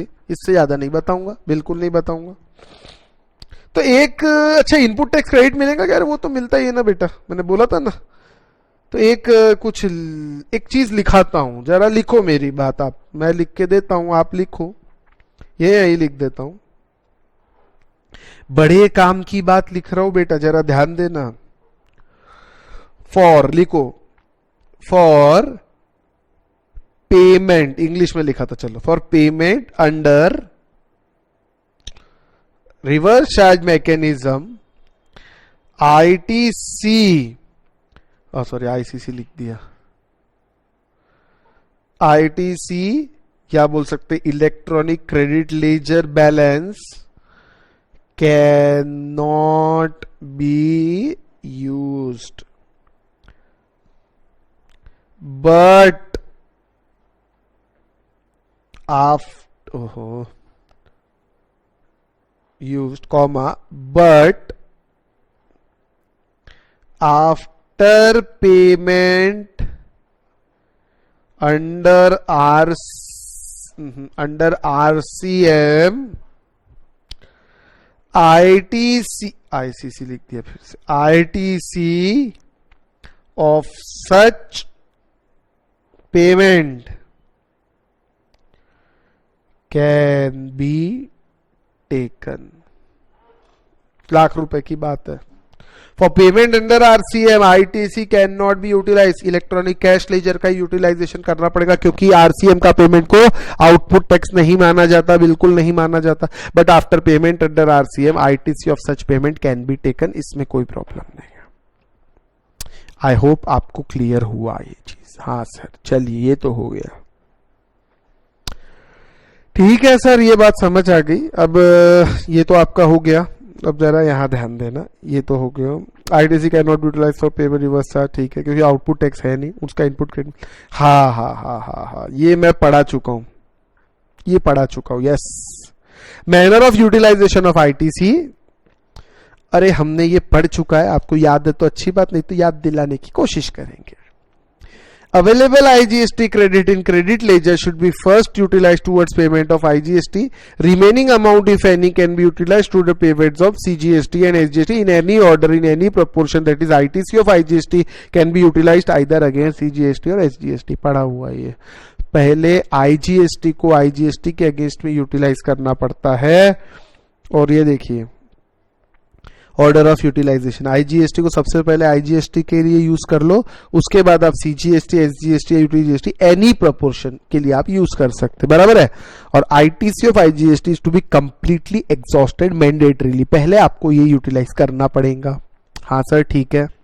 Entire ITC of IGST is to be utilized first before ITC of CGST और SGST can be utilized, ठीक है। अब CGST बचा, उसका क्रेडिट पहले यूटिलाइज किया जाता है पेमेंट ऑफ CGST। हालांकि ऐसा लॉ में लिखा है, लेकिन आजकल आप पहले IGST में भी कर सकते हो, लेकिन लॉ में जैसा लिखा है, नोटिफिकेशन आया लेकिन जाने दो, नोटिफिकेशन सिलेबस में नहीं है, मुझे पता है, लेकिन आप लोगों को बता के कोई विशेष फायदा होने वाला नहीं, उल्टा कंफ्यूजन होगा, ठीक है। तो एग्जाम में ऐसी करना। Remaining amount will be utilize for payment of IG, यानी सीजीएसटी का पेमेंट करने के लिए आईजीएसटी, सीजीएसटी का आईटीसी सबसे पहले सीजीएसटी के पेमेंट के लिए यूज करिए, उसके बाद कहां यूज करेंगे, आईटीसी। आप चीज समझ लो, सीजीएसटी का क्रेडिट लॉ में एनी लिखा है, ये जो यहां है ना, यहां पे एनी लिखा है, यानी इसमें भी यूज कर सकते हैं, इसमें भी कर, लेकिन अब जो नोटिफिकेशन है वो कहता है, या कॉमन पोर्टल भी वही करेगा, पहले सीजीएसटी का सीजीएसटी में यूटिलाइजेशन होगा, उसके बाद आईजीएसटी में बचेगा तो यूटिलाइजेशन हो जाएगा। और उस सबसे पहले आईजीएसटी का आईटीसी खत्म करना है, फिर सीजीएसटी का आईटीसी खत्म करना है, फिर एसजीएसटी का कैसा होगा, तो भैया वो सबसे पहले एसजीएसटी के लिए यूटिलाइज होगा और फिर आईजीएसटी के लिए। Cross utilization of credit is not allowed, the CGST credit can not be utilize for payment of SGST UTGST, SGST UTGST credit can not be utilize for payment of CGST. ये आप लोगों को पता है, इसे क्या कहेंगे हम, क्रॉस क्रेडिट यूटिलाइजेशन अलाउड नहीं है। बस यही सब यहां पे लिखा हुआ बेटा। हाँ, एक कॉमन पॉइंट्स है बेटा जो इलेक्ट्रॉनिक कैश और क्रेडिट लेजर के लिए, इसको मैं आप लोगों को पढ़ाता हूं, जरा आप इस पे ध्यान दो। Where a person has claimed refund of any amount from the electronic cash or credit ledger, the said amount shall be debited to electronic cash or credit ledger. अगर आप रिफंड क्लेम करते हैं, देखिए कैश लेजर का तो refund मिल जाता है, credit ledger का रिफंड नहीं मिलता, सिर्फ दो छोटे छोटे सर्कमस्टेंसेस है जिसमें मिलता है। एक है जीरो रेटेड सप्लाई और एक और है जो आपके फाइनल लेवल पे आएगा। जीरो रेटेड सप्लाई मतलब एक्सपोर्ट के लिए, एक्सपोर्ट वाले, तो उस पर जीएसटी एक बार लगता है। तो जो आईटीसी रहता है, जो इनपुट्स आप यूज करते हो जीरो रेटेड सप्लाई के लिए, तो बेटा उसका क्रेडिट आपको मिलता है, लेकिन वो क्रेडिट कहीं यूटिलाइज नहीं होता क्योंकि जो आपका आउटपुट है जीरो रेटेड है, उस पर कोई टैक्स नहीं लगता, आप एक्सपोर्ट करते हो, इसीलिए उसका आपको रिफंड मिल जाता है। बराबर है। तो रिफंड आईटीसी क्रेडिट लेजर का दो ही सर्कमस्टेंस मिलता है, एक आपको अभी पता नहीं है, जाने दो, एक आपका जीरो रेटेड है। ठीक है। दूसरा, इफ रिफंड कैश लेजर का रिफंड मिल जाता है, कोई प्रॉब्लम नहीं। बाकी तो क्रेडिट आपको कैरी फॉरवर्ड करना पड़ेगा, रिफंड नहीं मिलता है। If refund so claim is rejected either fully or partly, the amount debited earlier to the extent of rejection shall be credited to electronic cash or credit ledger by proper officer। मतलब इसका क्या होता है मैं आपको बता देता हूँ। इलेक्ट्रॉनिक कैश लेजर में आपका 1 लाख रुपए पड़ा है, अब आपको उसका यूज नहीं करना है, आप रिफंड ले लो। मान लीजिए आपको 1 लाख का आपने रिफंड के लिए अप्लाई किया, लेकिन तो ये पैसा डेबिट हो जाएगा, सीधी सी बात है ना। क्रेडिट लेजर में क्रेडिट पड़ा है, रिफंड लोगे तो बैंक से विड्रॉ करते तो डेबिट नहीं होता क्या, वैसे ही आपके लेजर में डेबिट होगा। लेकिन मान लीजिए आपने अप्लाई 1 लाख के विड्रॉल के लिए किया कि भाई हमारा पैसा वापस दो, रिफंड दो, और उन्होंने 50,000 ही रिफंड किया, तो एक चीज ध्यान रखना है, डेबिट भी 50,000 ही होगा। यानी पहले अपन अप्लाई करते हैं ना, तो क्या होता है पूरा 1 लाख डेबिट हो जाता है, लेकिन मान लीजिए चेक उन्होंने 50,000 का ही दिया, बाकी एक्सेप्ट नहीं किया आपका रिफंड, तो वापस 50,000 जो बचे हुए वो वापस क्रेडिट करना पड़ेगा इलेक्ट्रॉनिक कैश लेजर के अंदर या क्रेडिट लेजर के अंदर। आप समझ रहे? अरे बैंक से आपने विड्रॉल का चेक बनाया 1 लाख का, पर बैंक ने बोला डेबिट भी कर दिया बैंक ने आपका अकाउंट, लेकिन बैंक बोला नहीं 50,000 ही देंगे, तो भैया वापस 50,000 क्रेडिट करना पड़ेगा कि नहीं करना पड़ेगा बैंक को, बस वैसी वाली बात है। ठीक है। अब नेक्स्ट चीज आएंगे बेटा इलेक्ट्रॉनिक क्रेडिट लेजर, और कैश लेजर तो हो गया, अब आएंगे इलेक्ट्रॉनिक लायबिलिटी रजिस्टर। ये भी बहुत इंपॉर्टेंट नहीं है, लेकिन बहुत आसान जरूर है और अच्छी चीज है बेटा। इसके बाद तो बस कंप्लीट ही हुआ समझो आप। ठीक है। उसके बाद कुछ क्वेश्चंस है जो हमको करने हैं। ठीक है। चलिए, electronic liability register. Subsection 7 of 49 speaks about the third kind of ledger to be maintained by taxable person, electronic liability register. While in terms of electronic credit ledger, electronic cash ledger and credit ledger are defined in the act, ये terms defined है, लेकिन जो electronic liability register ये act में defined नहीं है। ओहो। The section lays down that all liabilities of taxable person will be maintained in a separate register। सारी liability जो taxable person की रहेंगी वो एक separate लेजर में मेंटेन करेगी। कौन? गवर्नमेंट मेंटेन कर रहा है। अब इस चीज को समझना ये क्या है, मतलब आपका हिसाब किताब कि आपसे हमको क्या लेना है। मैं गवर्नमेंट हूं, आप असेसी हो, आप रजिस्टर्ड पर्सन हो, मुझे आपसे क्या लेना देना है, इसकी मैं एक अलग रजिस्टर मेंटेन कर रहा हूं जिसे मैं कहूंगा लायबिलिटी रजिस्टर। क्या नाम दिया मैंने? Electronic liability register. ठीक है। ये रिफ्लेक्ट करेंगी total tax liability of the tax payer after netting for particular month. ध्यान देना। Order of discharge of tax and other dues. Subsection 8 prescribe the chronological order in which liability of taxable person is to discharge। अब ये बड़ी एक important चीज है। ये liability automatically कैसे एडजस्ट होती? सबसे पहले तो जो पोर्टल है, ये सेल्फ असेस टैक्स जो है, जो आपने असेस किया, हम नहीं बोल रहे, आपके हिसाब से क्या लाइबिलिटी निकल रही, मतलब आपके हिसाब से आपको क्या देना है हमको। मैं गवर्नमेंट हूं, आप एसएससी हो, रजिस्टर्ड पर्सन हो, बार बार ये चीज समझ लो। आपके हिसाब से आपको मुझे क्या देना है, जो आपने सेल्फ असेस किया है, self assess tax and other dues for previous tax period have to be discharge first. मतलब आपने 3 महीने से रिटर्न नहीं भरा और अब आपने इलेक्ट्रॉनिक कैश लेजर में 1 लाख रुपए डाले हैं, समझ आई बात? तो पहले क्या एडजस्ट होगा? 3 महीने यानी अप्रैल मई जून का आपने रिटर्न नहीं भरा है, ठीक है, और अप्रैल मई जून का आपने असेसमेंट का पेमेंट नहीं किया आपने, लेकिन असेसमेंट करके रख दिया है। कितना भाई? 75,000, 10,000 और लिख लेता हूं ना, ये लो, अप्रैल मई जून, इन आपके हिसाब से सेल्फ असेस टैक्स जो आपका आता है वो इसका समझ लो 60,000 होता है, ये 30,000 होता है और ये 50,000 होता है। अब आपने जून महीने में इलेक्ट्रॉनिक कैश लेजर में 1,00,000 रुपए डाल दिए, तो अभी 1,00,000 एडजस्ट कैसे होंगे पता है? पहले 1,60,000, ये 1,60,000 में एडजस्ट होंगे, फिर 30,000 में एडजस्ट होंगे, अब बचेंगे 10,000, तब इस महीने में एडजस्ट होंगे। भले ही आप बोलोगे नहीं मैंने तो ये महीने के लिए पेमेंट किया, नहीं, आपके एडजस्टमेंट पहले पुरानी ड्यूज का एडजस्टमेंट किया जाएगा। The self-assessed dues for the current period have to be discharged next. उसके बाद पहले पुरानी हो गई, उसके बाद करंट पीरियड की तरफ देखेगी गवर्नमेंट, ठीक है। Once these two steps have exhausted, अगर ये दो स्टेप कंप्लीट हो गई मतलब ये पेमेंट हो गया, thereafter an amount payable during the demand determined under section 73-74 is to be discharged. 73-74 क्या है पता है? एक है डिमांड नोटिस, एक है adjudication proceeding comes, sorry adjudication proceeding. Adjudication proceeding मतलब आपके ऊपर कोई केस चालू है, ये जीएसटी में, या डिमांड नोटिस, भैया आपने कुछ गलत भरा, गवर्नमेंट के हिसाब से आपकी लायबिलिटी ज्यादा थी, आपको इंटरेस्ट देना था, आपने नहीं भरा, उस केस के अंदर वो डिमांड नोटिस देती है गवर्नमेंट। अब ये सब आपके सिलेबस का पार्ट फिलहाल नहीं है, ये सब फाइनल में है, ठीक है, तो ये बाद में आता है। यानी सिंपल सी आपको ये बात समझना है कि पहले जो पैसा आपने जमा किया उसका यूटिलाइजेशन गवर्नमेंट जो यूटिलाइज कर, आपकी लायबिलिटी कम करेगी। भैया गवर्नमेंट के अकाउंट में आपकी बहुत सारी लायबिलिटी है, तो उसमें लायबिलिटी कौन सी कम होंगी? पहले तो जो पुरानी ड्यूज है वो, उसके बाद जो इस मंथ का है वो, उसके बाद आपका ये आएगा, क्या आएगा? ये कोई डिमांड नोटिस है या एडजुडिकेशन है, वो सब आएंगे। The expression other dues referred mean other dues, ये देखिए इसके साथ जो अदर ड्यूज है वो क्या है पता है? Interest, penalty, fee, other payment, जो अभी आपको बताया, ये देखिए ये आपके हो गए अदर ड्यूज, ठीक है। ये हो गया, ये तो बहुत presumption that incidence of tax is pass on, ये सिंपल सी चीज है बेटा, ये प्रिज्यूम किया जाता है incidence of tax pass on होता है। देखिए section 9 contains a dimming clause. क्या है ये dimming clause? This part of section provides that when a taxable person has paid GST under the corresponding act, किसी taxable person ने अगर GST payment कर दिया, the taxable person have deemed to pass on the incidence of such payment of tax to the recipient, बराबर है, of such goods and services। मतलब इसका क्या होता है? देखिए डायग्राम ही बना लेते हैं। एक सप्लायर है, एक रेसिपिएंट है।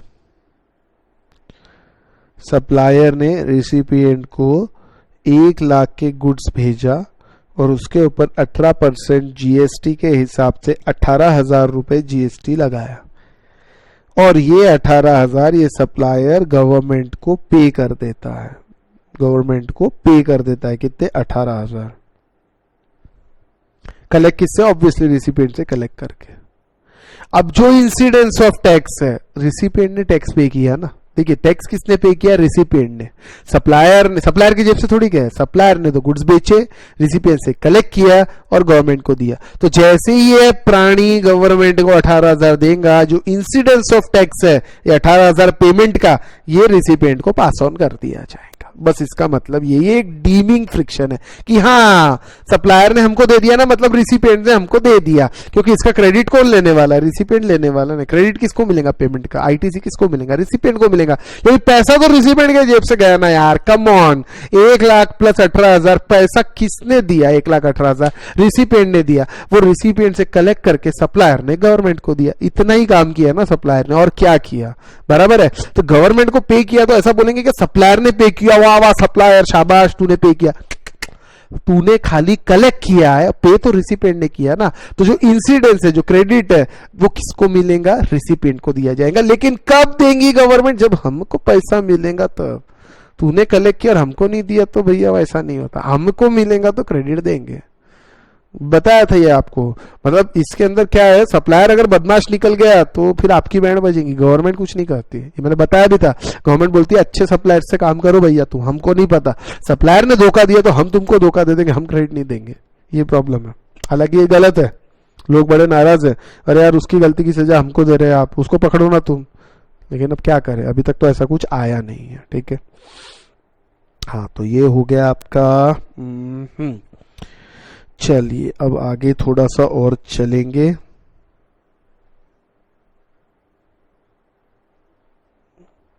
Chapter 9 CGST rules provide the following. हाँ, अब debit to electronic liability register और डेबिट टू इलेक्ट्रॉनिक क्रेडिट या कैश रजिस्टर, इसके अंदर बहुत इजी है बेटा ये।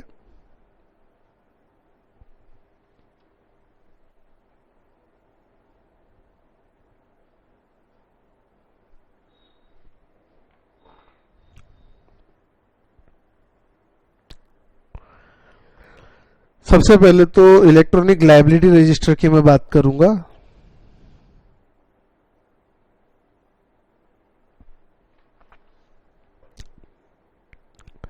All amount payable toward tax, interest, fee and other amount as per return filed, ये डेबिट किया जाएगा आपकी इलेक्ट्रॉनिक लाइबिलिटी रजिस्टर में। All amount payable toward tax, interest, penalty and other amount determined proceeding by assessing authority और ascertained by taxable person, amount of tax and interest payable and amount of interest में accrue from time to time, ये सब चीजों से electronic liability register में debit किया जाएगा।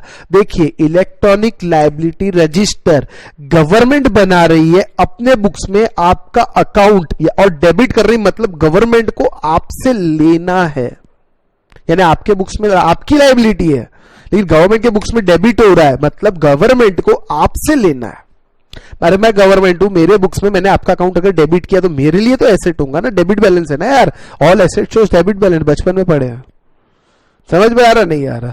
तो ऐसे केस के अंदर आपका ये चीज से आपकी जो लायबिलिटी है ये चीज से डेबिट की जाएंगी, आपका अकाउंट डेबिट किया जाएगा। तो ठीक है ना, टैक्स पे करना, इंटरेस्ट पे करना, जो भी रिटर्न फाइल किया उसका, या कोई प्रोसीडिंग हुई उसका टैक्स, इंटरेस्ट, पेनल्टी कुछ भरना है, या कुछ भी जो टैक्सेबल पर्सन ने खुद असर्टेन करके बताया, टैक्स, इंटरेस्ट पेएबल या इंटरेस्ट अमाउंट है जो भी चार्ज किया जा रहा है टाइम, ये सारी चीजों से मेरा अकाउंट वो लोग डेबिट करेंगे। अब मुझे चुकता करना है हिसाब, बराबर है। और इलेक्ट्रॉनिक क्रेडिट और कैश लेजर में क्या क्या डेबिट किया जाएगा? क्रेडिट नहीं, debit. Debit to electronic cash ledger, debit to electronic credit ledger and credit to electronic liability register. अब ये देखो, तुम्हारे लायबिलिटी रजिस्टर में ये लायबिलिटी है, अब इसका तुमको पेमेंट करना है, तो पेमेंट कैसे करते? सबसे पहले अगर आपको पैसा देना है, सबसे पहले आपको अगर पैसा देना है तो आपको कैश लेजर में डालना पड़ेगा, या फिर आपके आईटीसी इनपुट टैक्स अगर क्रेडिट आपने लिया तो आपके क्रेडिट लेजर में रहेगा। अब क्रेडिट लेजर में मेरे समझ लीजिए आईटीसी पड़ा हुआ है, वो आईटीसी को मैं पेमेंट के लिए यूज कर सकता, हाँ, लेकिन कौन सा पेमेंट? सिर्फ टैक्स का पेमेंट के लिए मैं यूज कर सकता हूं। तो मैं क्या करूंगा? Payment of all liability of registered person as per return subject to section 49, यानी मैं सिर्फ टैक्स का पेमेंट कर सकता हूं। सीधी सीधी बात यह है। तो क्या मैं इसके लिए पेमेंट यूटिलाइज करूंगा? यस, मतलब इलेक्ट्रॉनिक क्रेडिट लेजर में जो क्रेडिट पड़ा है उसको करेंगे डेबिट, और इलेक्ट्रॉनिक लायबिलिटी रजिस्टर में जो डेबिट है उसको करेंगे क्रेडिट। नहीं समझा? नहीं समझा? इलेक्ट्रॉनिक क्रेडिट लेजर में बैलेंस पड़ा है क्रेडिट, उसको डेबिट करके इलेक्ट्रॉनिक लायबिलिटी रजिस्टर में जो मेरा डेबिट पड़ा है उसको क्रेडिट करके लायबिलिटी कम करूंगा। नहीं समझा तो जाने देना, फिर से आगे बोलूंगा, ठीक है? अब जरा एक बार यहां देखिए, ये तो only tax can be paid, ये तो आपको बताया है, ये भी ठीक है, इसके लिए भी कुछ करने की जरूरत। हाँ, debit to electronic cash ledger and credit to electronic liability register, payment of all liabilities of registered person, हर तरह की लायबिलिटीज आप देख सकते हैं, लेकिन साथ में payment of TDS, TCS, composition और साथ ही साथ इंटरेस्ट, पेनल्टी, ये कुछ भी पेमेंट आप इलेक्ट्रॉनिक कैश लेजर से कर सकते हैं। अब जरा एक यहां पे देखना, ये देख लो, जो मैंने बड़बड़ किया ना अभी, वो ये यहां पे छाप के दिया हुआ है। इलेक्ट्रॉनिक कैश लेजर में क्रेडिट क्या करेंगे? जो आप डिपॉजिट करते हो, और यूज क्या करते? Credit amount of this ledger may be use for this, remaining आप रिफंड ले सकते हैं। इलेक्ट्रॉनिक क्रेडिट लेजर में आईटीसी और साथ ही इसको यूज कर सकते हैं आउटपुट टैक्स के पेमेंट के लिए। और इलेक्ट्रॉनिक लायबिलिटी रजिस्टर में क्रेडिट क्या करते हैं, इलेक्ट्रॉनिक कैश लेजर का अमाउंट, इलेक्ट्रॉनिक क्रेडिट लेजर का अमाउंट, और उसको डेबिट, ये सब पेमेंट के लिए आप यूज कर सकते हैं। ठीक है, समझा तो ठीक, समझ गया होगा, वैसे ऐसा नहीं हो सकता समझा तो ठीक वाली बात नहीं है। ठीक है ना। अब जरा यहां देखना, ये न्यू पेमेंट सिस्टम के फायदे क्या बेटा, ये आप पढ़ लेना, ये सब सिंपल है। क्या फायदे होंगे न्यू सिस्टम के, बहुत अच्छे से लिखे हुए, सबको फायदा ही फायदा है, नुकसान कुछ नहीं है। ये समरी है, समरी आप पढ़ सकते, कोई प्रॉब्लम नहीं है। हाँ, इंटरेस्ट ऑन डिलेड पेमेंट, जरा एक पहले ये देख लीजिए। अगर पर्सन पे अनपेड अमाउंट ऑफ सुन, अगर तू खुद ही आ गया हमको बता दिया कि भैया देखो मैंने ये अनपेड अमाउंट है, खुद से आप आ गए तो हम 18% ब्याज लगाएंगे, 18%। लेकिन आप खुद से नहीं आए, अनड्यू और एक्सेस क्लेम ऑफ इनपुट, या तूने एक्सेस आईटीसी क्लेम किया या फिर excess reduction in output tax liability, तेरी लायबिलिटी 1 लाख की आ रही थी और तूने 50,000 ही भरे और तू हमको पता चला तो 24% ब्याज लगेगा पर एनम। कैसे सर निकालेंगे, बस ये यहां पे लिखा हुआ, जरा याद ध्यान देना, ये इतना पार्ट रेलेवेंट है, एकदम रेलेवेंट है। ठीक है, ये तो आपको बता दिया मैंने, ये 18 और 24%, इसके लिए कुछ नहीं है। कंप्यूटेशन कब से करेंगे, interest period of interest will be from the date of due date of payment to the actual date of, बराबर एक एक दिन का ब्याज लिया जाएगा आपसे। ठीक है, और टैक्स का मतलब क्या होता, इंटरेस्ट का मतलब क्या होता, ये सब ठीक है, ये सब कोई काम का नहीं है। हाँ, ये बड़े काम का है। इंटरेस्ट 3 कारण में देना, 3 सर्कमस्टेंसेस में आपको इंटरेस्ट देना पड़ेगा। कौन से 3 सर्कमस्टेंसेस, देखिए, delay in payment of tax in full और in part within the prescribe period, undue excess claim of ITC, undue excess reduction in output tax liability. मतलब या तो आपने पेमेंट लेट किया पूरा या कम ज्यादा, या फिर आपने आईटीसी ज्यादा क्लेम कर लिया जो आपने नहीं करना था, तो वो भी गलत है, तो आपको इंटरेस्ट देना पड़ेगा। आईटीसी तो रिवर्स करना ही पड़ेगा, साथ में इंटरेस्ट भी देना पड़ेगा। या आपकी आउटपुट टैक्स लायबिलिटी थी 1 लाख और उसको आपने रिडक्शन कर दिया, एक्सेस रिडक्शन कितना 50,000 कर दिया, या कैसे तो भी नाटक किया, मतलब अगस्त में लायबिलिटी आ रही थी 1 लाख की और कैसे तो भी काड़ी करके आपने अगस्त की लायबिलिटी कम कर दिया, आउटपुट टैक्स लायबिलिटी, तो भैया ये गलत है, ये नहीं चलेगा, आपको इंटरेस्ट के साथ पेमेंट करना पड़ेगा। ठीक है, इंटरेस्ट कितना खुद से बता दिया तो 18, नहीं तो फिर भैया और आईटीसी का रहा या फिर excess reduction output tax liability रही तो 24%। या फिर देखिए 3 चीज है यहाँ पे, यानी अगर मैं बोलूं इसके ऊपर 18% है और इन दोनों के ऊपर 24% है, ये समझ लो आप, बस खुद से उससे जाने दो। ठीक है, कंप्यूटेशन कैसे करेंगे ये भी आपको बता दिया, इसके ऊपर एक प्रॉब्लम भी लेंगे। ठीक है ना, बाकी तो इसके अंदर कुछ भी नहीं है। हाँ ठीक है, चलिए ये हमारा चैप्टर बेटा यहाँ पे कंप्लीट, नहीं एक चीज और छोटी सी रह गई है, इसको जरा समरी देखिए। सबसे पहले इसकी समरी देखोगे आपको क्लियर हो जाएगा। Transfer of ITC, ITC of CGST, CGST का आईटीसी काय के लिए यूज होता है, या तो सीजीएसटी पेमेंट के लिए यूज होता है तो कोई प्रॉब्लम नहीं है। अब यहाँ एक चीज और बता देता हूँ, यार ट्रांसफर ऑफ आईटीसी सीजीएसटी पढ़ा रहा हूं मैं और आईजीएसटी पढ़ा रहा, सर एसजीएसटी क्यों नहीं पढ़ा रहे, वो इसलिए नहीं क्योंकि एसजीएसटी एक्ट आपके पहली बार सिलेबस में नहीं है। ठीक है, आप वही समझ लो। आईटीसी ऑफ सीजीएसटी ये यूटिलाइज काय में करते हैं, पेमेंट ऑफ सीजीएसटी पेमेंट के लिए तो यूज करते ही करते, तो उसकी तो कोई प्रॉब्लम ही नहीं है। लेकिन कई बार ये पेमेंट आईजीएसटी के पेमेंट के लिए भी यूज होता है सीजीएसटी, तो जो amount equivalent to ITC so used is transferred by central government from CGST account to IGST account. देखिए सीजीएसटी के पेमेंट के लिए अगर सीजीएसटी यूज हुआ तो कोई प्रॉब्लम नहीं है, लेकिन अगर आईजीएसटी के पेमेंट के लिए सीजीएसटी यूज हुआ तो बराबर जितना यूज हुआ सेंट्रल गवर्नमेंट सीजीएसटी अकाउंट से निकाल के आईजीएसटी अकाउंट में डाल देंगी। आई बात समझ में? वैसे ही आईटीसी ऑफ आईजीएसटी 3 चीज के लिए यूज होता है, काय के लिए, सीजीएसटी के लिए, यूटीजीएसटी के लिए और एसजीएसटी के लिए।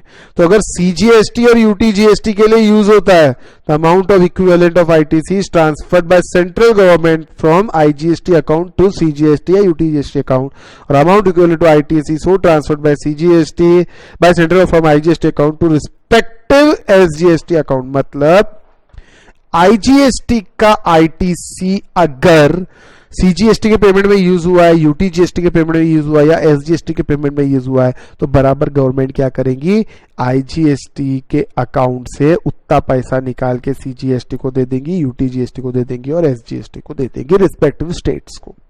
आई बात समझ, देना ही पड़ेगा ना यार, सीधा उनका अगर यूटिलाइज कर लिया आपने क्रेडिट तो देना ही पड़ेगा उनको पैसा, सीधी बात है ना।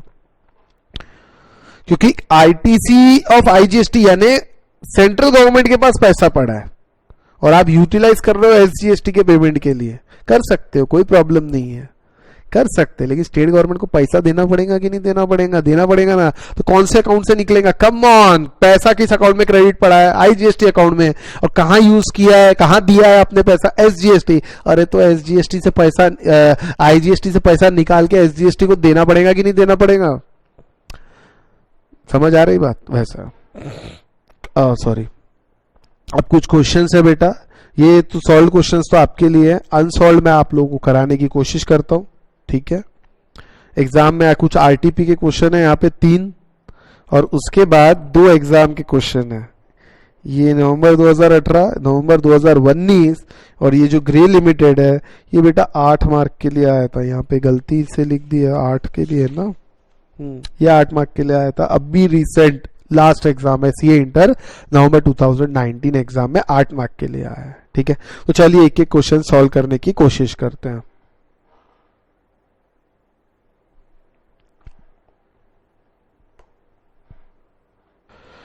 Tirupati traders, a registered supplier of goods, pays GST, CGST, SGST या IGST as the case may be under regular scheme, regular scheme में पेमेंट करता है। उसने कुछ इंफॉर्मेशन फर्निश की आपको। Value of intrastate supply of goods 12,000। Intrastate मतलब क्या लगेगा, सीजीएसटी लगेगा और एसजीएसटी लगेगा, बराबर है। इंट्रास्टेट परचेस हुआ है मतलब इनपुट भी यही चीज का रहेगा। रेट 9 और 18% है। इनवर्ड और एक्सक्लूसिव ऑफ टैक्स कंडीशन ऐसे, ठीक है। करना क्या है, compute the net GST payable. अरे बहुत आसान क्वेश्चन है, आरटीपी में दिया था, एग्जाम में तो नहीं आया। चलिए इसको सॉल्व करते हैं। Question number 1 solution, Tirupati traders, ठीक है। क्या दिया है सबसे पहले तिरुपति ट्रेडर्स में आपको, कितना दिया है, एक सेकेंड, हाँ, कंप्यूटेशन ऑफ जीएसटी पे आपको जीएसटी निकालना है, कितना पे करना है ना, कंप्यूटेशन ऑफ जीएसटी पेबल, ध्यान देना। यहां पे आप पर्टिकुलर्स लिखेंगे, सीजीएसटी, एसजीएसटी, बराबर है। सबसे पहले GST payable on intra state supply, तो कितना दिया है, 12,000 रुपए का किया है, बराबर है ना। तो 9%, ठीक है। तो 12,000 का 9% कितना हो गया, 1,080। 12,000 का 9%, ये भी 1,080 रहेगा। उसके बाद लेस आईटीसी मिलेगा, काय का, ITC on intra state purchase. Purchase कितने की दिया है बेटा, 10,000 की दिया है, बराबर है ना। तो 10,000 का अगेन 9% की रेट है, 900। तो अब बचेगा क्या, नेट जीएसटी पेबल, सिंपल, यही निकालना है ना। हाँ, नेट जीएसटी पेबल कितना आएगा, 180। आ गया आंसर, ठीक है। क्वेश्चन नंबर 1 हो गया। अब आते हैं क्वेश्चन नंबर 2 पे, जरा ध्यान दो क्या पूछा है। Govind registered supplier engage in providing services in neighbouring state. Neighbouring state मतलब इंटर स्टेट हो गया। इन respect of registered office located in Mumbai, he has furnished the following inter state supply of services, receipt of goods and service with in state, मतलब जो inputs हैं वो intra state लिए हैं, यानी सीजीएसटी और एसजीएसटी आईटीसी है और जो पेमेंट है वो आईजीएसटी है। ओके ठीक है, बाकी अपने को निकालना क्या है, कंप्यूट नेट जीएसटी पेबल, ठीक है ना। देखिए सबसे पहले लिख कंप्यूटेशन एग्जाम में लिखना पड़ता है of net GST payable by, कौन है ये, बाय गोविंद, ठीक है। तो कॉलम बनाइए पर्टिकुलर्स और रुपीस, बराबर है।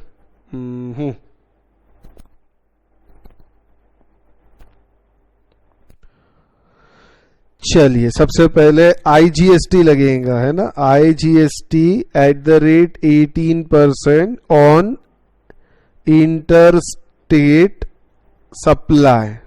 कितना होगा बेटा, कितने रुपए की इंटर स्टेट सप्लाई है, 1,80,000 पे 18%, यानी यहाँ पे लिखो 1,80,000 इस पे 18%, कैलकुलेट करिए 32,400 आएगा, ठीक है।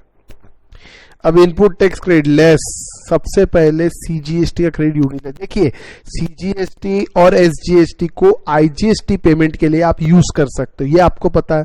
तो सबसे पहले लेकिन credit of CGST should be utilized fully, तो सबसे पहले less ITC of CGST at the rate 9% paid on intra state receipt of goods and service. क्या मिला, कुछ मिला है क्या, हाँ, receipt of goods service in state 1,00,000 का सबसे पहले 9% यानी क्या होगा 9,000, ये माइनस करने मिलेगा। उसके बाद और क्या मिलेगा, क्योंकि क्रॉस, ये हम कर क्या रहे, cross utilization of CGST towards IGST, ये ध्यान रखना, अपन क्या कर रहे हैं, cross utilization of CGST towards IGST कर सकते हैं, कोई प्रॉब्लम नहीं है। उसके बाद और एक चीज लेस करेंगे, लेस अगेन आईटीसी, सेम ऐसा, बस सीजीएसटी की जगह एसजीएसटी आ जाएगा, बाकी पूरा वैसा के वैसा। और यहाँ लिखेंगे क्रॉस, एग्जाम में ऐसा मत कर देना, मुझे जान पे आ रहा है इसलिए लिख रहा हूँ, आपको अगर जान पे आएगा तो एग्जामिनर को मार्क्स देना भी जान पे आएगा, ठीक है। मैं पास हो चुका, मुझे मार्क्स नहीं चाहिए, ठीक है, ध्यान दो। Cross utilization of SGST towards वही आईजीएसटी हम कर रहे, कितना, सेम 9,000। कैसे आया सर, अरे बेटा 1,00,000 का 9% है ना, वैसे ही 9,000 आ गया, ये भी माइनस हो जाए तो कितना आएगा, net GST payable in cash कितना देंगे, 9 माइनस कर दी 14,000, 18 माइनस हो जाएंगे 14,400, ठीक है, आसान है, 2 हो गए। चलिए अब तीसरा क्वेश्चन करते, शिप्रा ही है ना, हाँ चल। Shipra trader is registered supplier of goods in Assam, ठीक है। It purchased goods valued 10,000 from Kartik supplier located with in same state, 10,000 के लिया, कार्तिक ने चार्ज किया सीजीएसटी एसजीएसटी इनवॉइस पे, ठीक है। शिप्रा ने sold goods valuing 9,500 to Rabina manufacture located in Assam, 20% of inputs purchase are still lying in stock, उससे कुछ फर्क नहीं पड़ता, there is no opening stock, rate of CGST and SGST on supply and purchase is 9% each, calculate net GST payable. अरे यार कितना आसान question है ये, कब आया था, मई, अच्छा आया नहीं, मई 2018 में, बेटा बहुत आसान है, देख ली। क्या करेंगे, पर्टिकुलर्स वही सीजीएसटी 9%, एसजीएसटी 9%, बराबर है।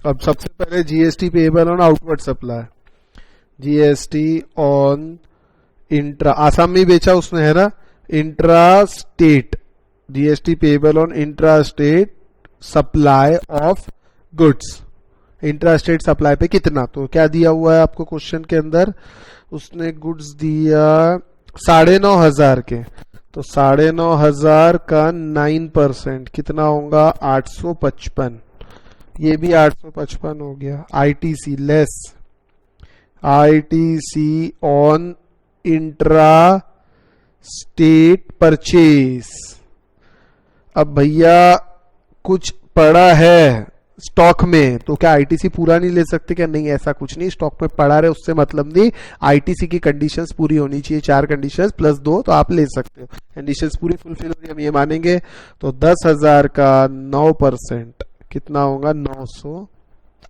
900 ये आईटीसी आप ले सकते हो। तो नेट जीएसटी पेबल वो तो नहीं लाएगा, क्योंकि देखिए ना, अब क्या आएगा?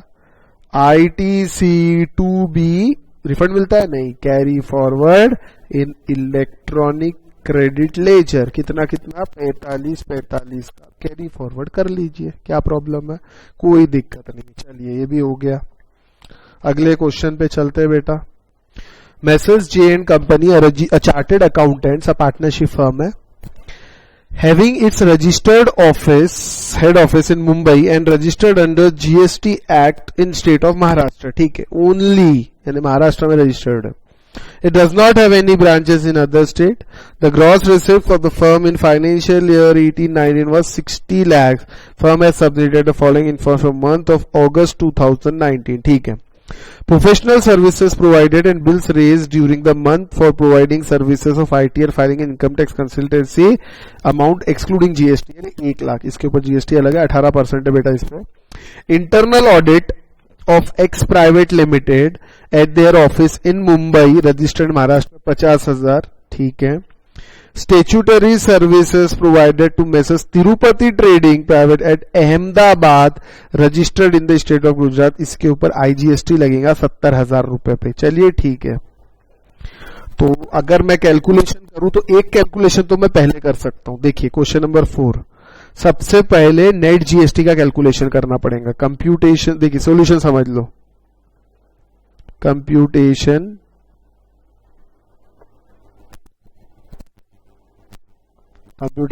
of, just a minute,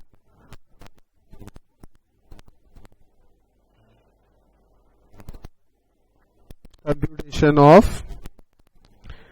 net GST payable, कौन से महीने की बात की? For August, for the month of अगस्त 2008, अगस्त की बात है, ठीक है। अब समझ लेना बेटा, यहां पे तीनों चीज है,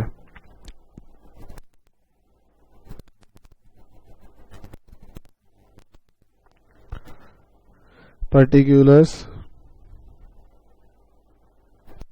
सीजीएसटी, एसजीएसटी, आईजीएसटी।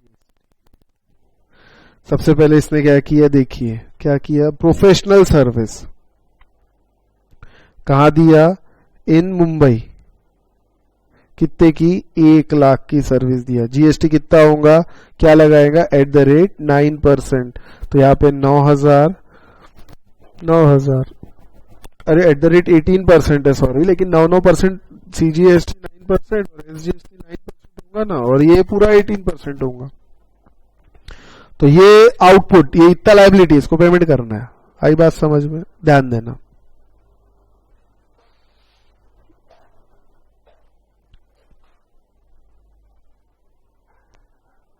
थोड़ा कैमरा जूम हो गया है, ओके ठीक है, जाने दो। सेकेंड, और इसके अंदर एक और चीज है, इसके बाद उसने क्या किया? इंटरनल ऑडिट सर्विस दिया। इंटरनल ऑडिट सर्विस कितने रुपए की है बेटा? 50,000 रुपए की। ये भी कहां दिया इंटरनल ऑडिट सर्विस? जरा देखना, मुंबई में, ठीक है, कोई हरकत नहीं। इंटरनल ऑडिट सर्विस मुंबई 50,000, यानी क्या लगेगा इसके ऊपर? नॉर्मल जीएसटी लगेगा, ठीक है, सीजीएसटी, एसजीएसटी 50,000, 50,000 पे कितना? 18%, कितना होता है? 900, नहीं 900 नहीं, सॉरी, 4500, एग्जैक्टली उसका आधा हो गया। उसके बाद स्टेचुटरी ऑडिट सर्विस दिया, लेकिन ये कहां दिया है? अहमदाबाद में। Okay, statutory audit service Ahmedabad में दिया है, इसका मतलब फ्रेंड्स ये इंटर स्टेट है, यानी आईजीएसटी लगाया जाएगा, ठीक है। स्टेचुटरी ऑडिट सर्विस 70,000 का 18% कितना होता है?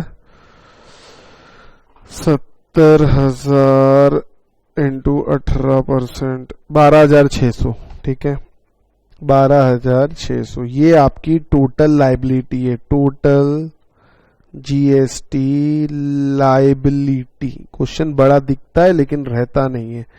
13,500, 13,500, 12,600। और आईटीसी लेस आईटीसी कितना, वो निकालना है सर। चलिए आईटीसी के बारे में कुछ दिया है, हाँ बहुत कुछ दिया है। क्वेश्चन देखिए, क्वेश्चन देखेंगे।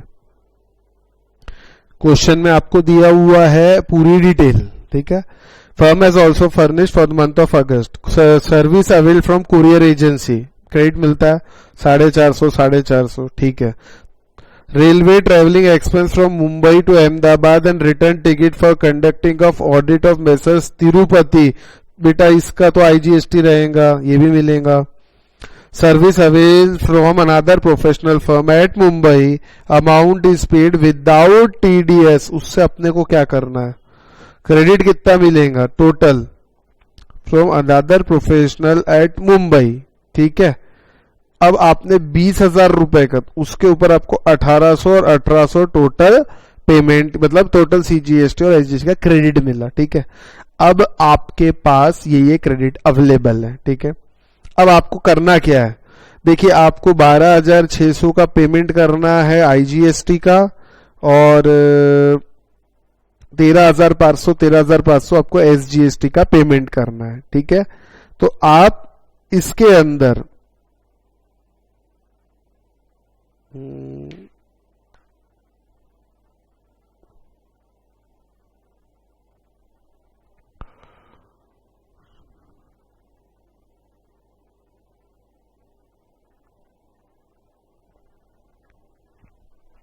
अब इसके अंदर आपको एक सेकेंड, जस्ट अ मिनट, आपने ये service avail from another professional firm at Mumbai, अब देखिए ये काय के लिए लिया उस पर डिपेंड करता है। अगर आपने ये मुंबई वाली फर्म से मुंबई में ही सर्विस देने के लिए लिया तो ठीक है, लेकिन अगर आपने मुंबई वाली फर्म से सर्विस अहमदाबाद में देने की बात हुई है जहां आप गए, तो फिर आईजीएसटी लग जाएगा। तो ये डिपेंड करता है आप किसके ऊपर लेते, क्योंकि ऐसा कुछ यहां लिखा नहीं है, ठीक है। तो इसके ऊपर मैं यही पकड़ूंगा सीजीएसटी। अब देखिए आप कैलकुलेट कर सकते हैं, आईटीसी किस किस का मिलेगा सर, पूरा मिल जाएगा, 450, 450, 1800, 1800, टोटल कितना हुआ 2250, 2250, और आईजीएसटी के ये 600 मिलेगा, है ना।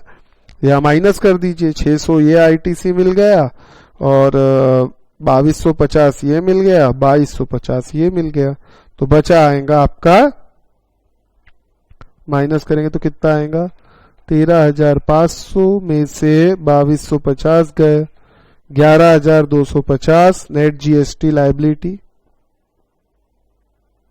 बराबर है 11,250, और इसकी आएंगी 12,000। अरे है कि नहीं, सिंपल है। चलिए ये हो गया क्वेश्चन नंबर 4 हमारा। इसके बाद आएंगे हम क्वेश्चन नंबर 5 पे, Alok. Okay, mister Alok a registered supplier of taxable goods, mister Alok a registered supplier of taxable goods, उसने किया क्या है, हाँ, फाइल जीएसटीआर 3B, रिटर्न है for the month of January on 15th April, the prescribed due date for filing return was 20th February, अच्छा late किया, okay. Amount of net GST payable on supplies made for the settlement work out to be 36,500, ये 36,500 total GST है, ठीक है। Which was paid on same date of filing return, यानी 15 अप्रैल को payment किया गया है। ब्रीफली एक्सप्लेन, बेटा पेमेंट 20 तारीख तक हो जाना चाहिए था, बराबर है ना, 20 तारीख तक पेमेंट। अब देखिए इंटरेस्ट कैलकुलेशन करना है, बहुत आसान है। कितना परसेंट लगेगा सर, 18% लगेगा, सीधी सीधी बात है, इसमें 18% जीएसटी। जस्ट अ मिनट, तो बेटा ये कैमरा थोड़ा अपने आप जूम हो रहा था, इसीलिए मैंने इसको ठीक किया। तो 18% जीएस रेट ऑफ इंटरेस्ट है, 18% इंटरेस्ट, वो भी पर एनम है। अब आप क्वेश्चन के अंदर अगर देखें तो भैया 20 तारीख को फाइल हो जाना चाहिए ना, 20 फरवरी को पैसे हो जाने चाहिए। मतलब पीरियड कितना होगा, सबसे पहले है पीरियड ऑफ डिले 20 तारीख तक देन, मतलब 21 फेब से 21 फेब का दिन काउंट होगा, वहां से कहां तक पेमेंट कब किया, 15 अप्रैल, तो 15 अप्रैल तक का आपको इंटरेस्ट देना पड़ेगा। 21 फेब से 15 अप्रैल, 21, 22, 23, 2020 है, मतलब 29 डेज का फरवरी है ना। हाउ नहीं 2019 है ना, डेट दिया है क्या, 2020 यानी 29 डेज का फरवरी रहेगा बेटा 2020 के अंदर, ध्यान रखना देश के हिसाब से। तो 21, 22, 23, 24, 25, 26, 27, 28, 29 9 डेज फरवरी के हो गए, 31 दिन मार्च के हो गए और 15 दिन अप्रैल के हुए, यानी 55 डेज का पेमेंट। तो 55 मतलब कितने का पेमेंट है, 36,500 into 18% into 55 divide by 366 days हुए ना, अरे हाँ ना, है ना। तो अभी कैलकुलेशन करें तो कितना आंसर आता है, 36,500 into 18% divide by 366 into 55, 987.29 rupees ये आएगा आपका इंटरेस्ट। आसान है। अब ऐसा क्वेश्चन 4 मार्क के लिए आया, बोलो, ठीक है ना, ध्यान रखना। चलिए ये तो हो गया। अब एक और क्वेश्चन है बेटा, लास्ट क्वेश्चन 6th, और ये आपके एग्जाम में आया है 8 मार्क्स के लिए, सीए इंटर के लिए, जस्ट इमेजिन। चलिए इसको भी सॉल्व करने की कोशिश करते हैं। Messrs Gray Limited, a registered taxable person and a regular scheme, provides the following information in respect of supplies made during the month of April. Interstate supply 1 lakh जिसपे जीएसटी लगेगा, वो भी IGST. Intrastate of 500 packet of detergent at 400 each along with plastic bucket worth ₹100 with each packet being mixed supply। ठीक है, mix supply, composite supply. Mix supply पे क्या होता है, मैक्सिमम रेट लग जाता है, यानी डिटर्जेंट पे 18% और प्लास्टिक बकेट पे 28 है, पूरे इस पे 28 लगा। देखिए कंपोजिट सप्लाई मिक्स सप्लाई दोनों अलग अलग चीज है। कंपोजिट नेचुरल बंडलिंग, ये नेचुरल बंडलिंग है कि नहीं, आपने बंडलिंग की है, मतलब 28% रेट लगेगा। ठीक है, बहुत अच्छी बात है। सप्लाई ऑफ मैक्सिमम रेट, दो में से बकेट और उसका दो में जो पूरे पे वो मैक्सिमम रेट लग जाता है, ये पढ़ाया था चौथे चैप्टर में। सप्लाई ऑफ ऑनलाइन नहीं, चौथे से पहले में पढ़ा, तीसरे में पढ़ाया था। Supply of online education general to Mrs Pinnacle private coaching being intrastate supply, ये 50,000 की सप्लाई है। Grey has also received inward supply, ये इनवर्ड सप्लाई के बारे में थोड़ा सा दिया हुआ है। Interstate supply of goods out of which invoice worth rupees missing, invoice नहीं है मतलब नहीं मिलेगा क्रेडिट। 20,000 का। Repairing of bus with seating capacity of 20 passengers used in transport of employ, repairing का तो मिलता है बेटा, उसका कोई प्रॉब्लम नहीं है। ओपनिंग बैलेंसेस ये दिए हुए हैं, एडिशनल इंफॉर्मेशन दिए हुई है। करना क्या है, minimum net GST payable, okay, computation of net GST payable अपने को निकालना है। ठीक है, चलिए करते हैं इसको। क्वेश्चन नंबर 6, थोड़ा प्रेजेंटेशन पे ध्यान देना। Computation of GST payable by messrs, क्या नाम है इसका, ग्रे। ठीक है, तो यहां पे दोनों चीजें हैं। मैं 4 कॉलम बनाता हूं, ज्यादा बेटर रहेगा, जरा ध्यान देना। नहीं कॉलम तो 3 ही चाहिए ना, काय को 4 चाहिए, 3 ही बनाते हैं।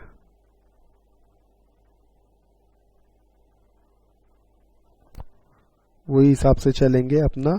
और इसका कैलकुलेशन अलग करते हैं हम, इनपुट टैक्स क्रेडिट का, या इसी में भी कर सकते हैं, आपकी जैसी इच्छा, अलग भी कर सकते हैं। इसमें इसी में कर देता हूं मैं। पर्टिकुलर्स, सीजीएसटी, एसजीएसटी, आईजीएसटी, ठीक है ना। सबसे पहला क्या दिया, inter state supply, inter state supply of goods कितना है भैया, 1 लाख रुपए का, यानी कितना परसेंट जीएसटी है उसके ऊपर दिया है, क्या नीचे दिया 18% जीएसटी, मतलब 1 लाख का है तो सीधा आईजीएसटी लगेगा 18%। अभी यहां लिख लेने का, 1 लाख का 18%, ऐसा लिख देने का वहां पे बस। दूसरा क्या आपको दिया हुआ है, intra state supply of 500 packet जिसमें 400 रुपए के डिटर्जेंट है और 100 रुपए की बकेट है, बराबर है। और जो बकेट दी जा रही है वो फ्री में दी जा रही है, लिखा है क्या, 500 packet of detergent eight the rate 400 each along with plastic bucket worth rupees with each packet, यानी टोटल जो मिक्स बैग बना के दिया जा रहा है वो 400 रुपए में बेच रहे हैं वो लोग, ये समझ लेना, वो 400 रुपए में बेच रहे हैं। उसमें बकेट भी दे दिया, लेकिन प्रॉब्लम ये एक मिक्स सप्लाई का केस है क्योंकि नेचुरल बंडलिंग नहीं हुई, तो इसमें जो रेट है वो मिक्स प्लास्टिक बकेट पे 28% है और डिटर्जेंट पे 18% है। तो इसके अंदर ऐसा है, देखिए इंट्रा स्टेट है ना, इंट्रा स्टेट सप्लाई है ये of detergent eight the rate कितना दिया है 400 each along with bucket. It is, यही रीजन लिख देता हूं, it is a case of mixed supply.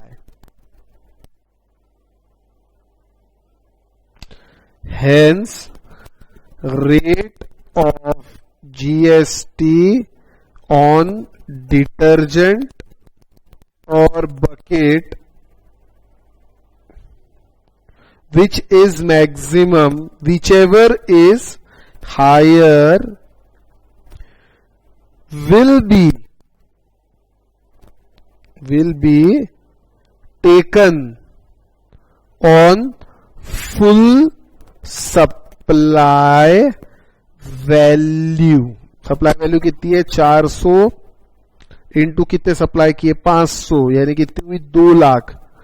इसके ऊपर 28% जीएसटी, यानी कितना हो गया 2 लाख पे 28% यानी 56,000 यानी सीजीएसटी और एसजीएसटी हुआ तो 28,000 सीजीएसटी और 28,000 एसजीएसटी पे करना पड़ेगा। आई बात समझ में, ठीक है।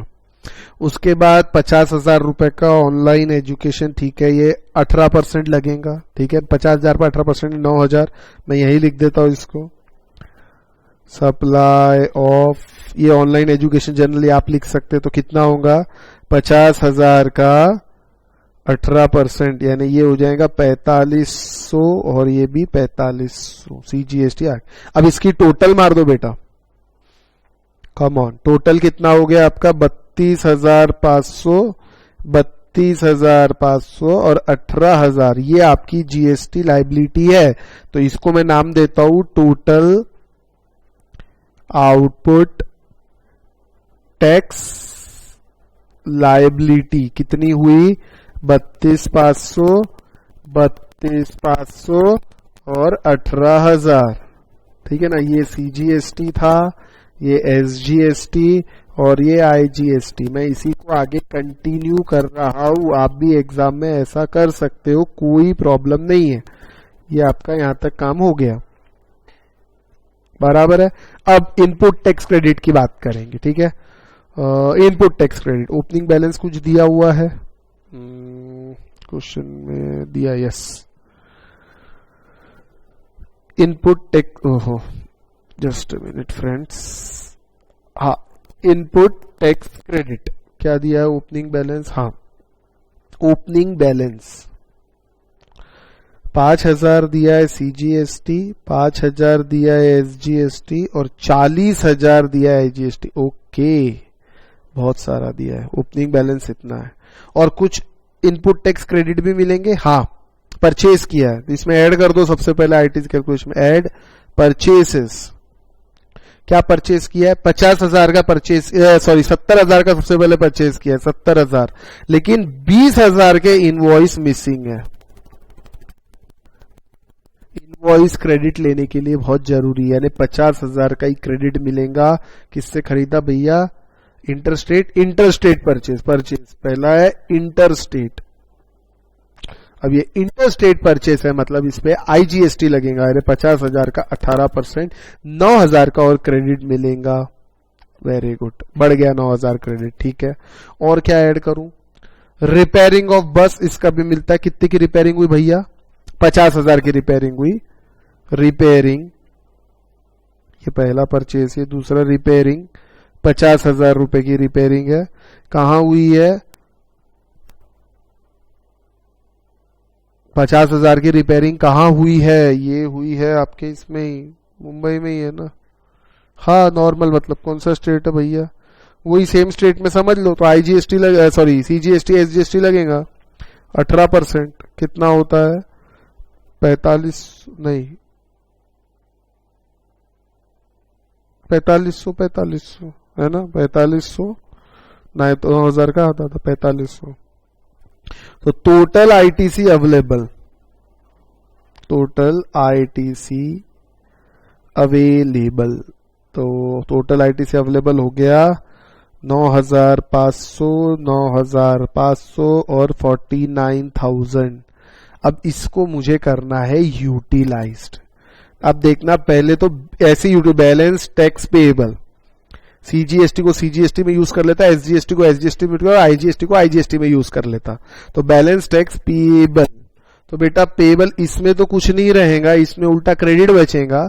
अब 32,500 में से 9.5 माइनस कर दो, 32,500 माइनस 9.5 आपका हो जाता है 23,000 टोटल, ठीक है, 23,000 बच जाता है।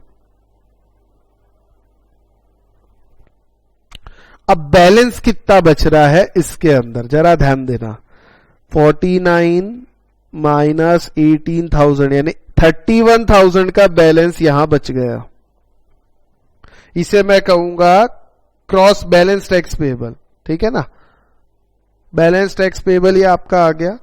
अब इसके अंदर ये ए माइनस बी जो भी है, ये ए दे दो, ये बी दे दो, तो ये ए माइनस बी आपका हो जाएगा बैलेंस टैक्स। अब मुझे ये बताइए, अब मुझे ये यूटिलाइज करना है, तो आईजीएसटी को आप या तो कैसे भी यूटिलाइज कर सकते हैं, एनी, या तो इसके अगेंस्ट में यूटिलाइज कर लो, सीजीएसटी के अगेंस्ट में यूज कर लो पूरा ये, या पूरा इसके अगेंस्ट में यूज कर लो, आपकी मर्जी, ठीक है ना। इन्हें एनी वाला हिसाब रहता है। तो मैं एक काम करता हूं, सीजीएसटी में पूरा 23 यूज कर लेता हूं, यूटिलाइजेशन ऑफ आईजीएसटी इसके अंदर, और इसके अंदर बचेगा कितना 8,000 यूज कर लेता हूं, ठीक है।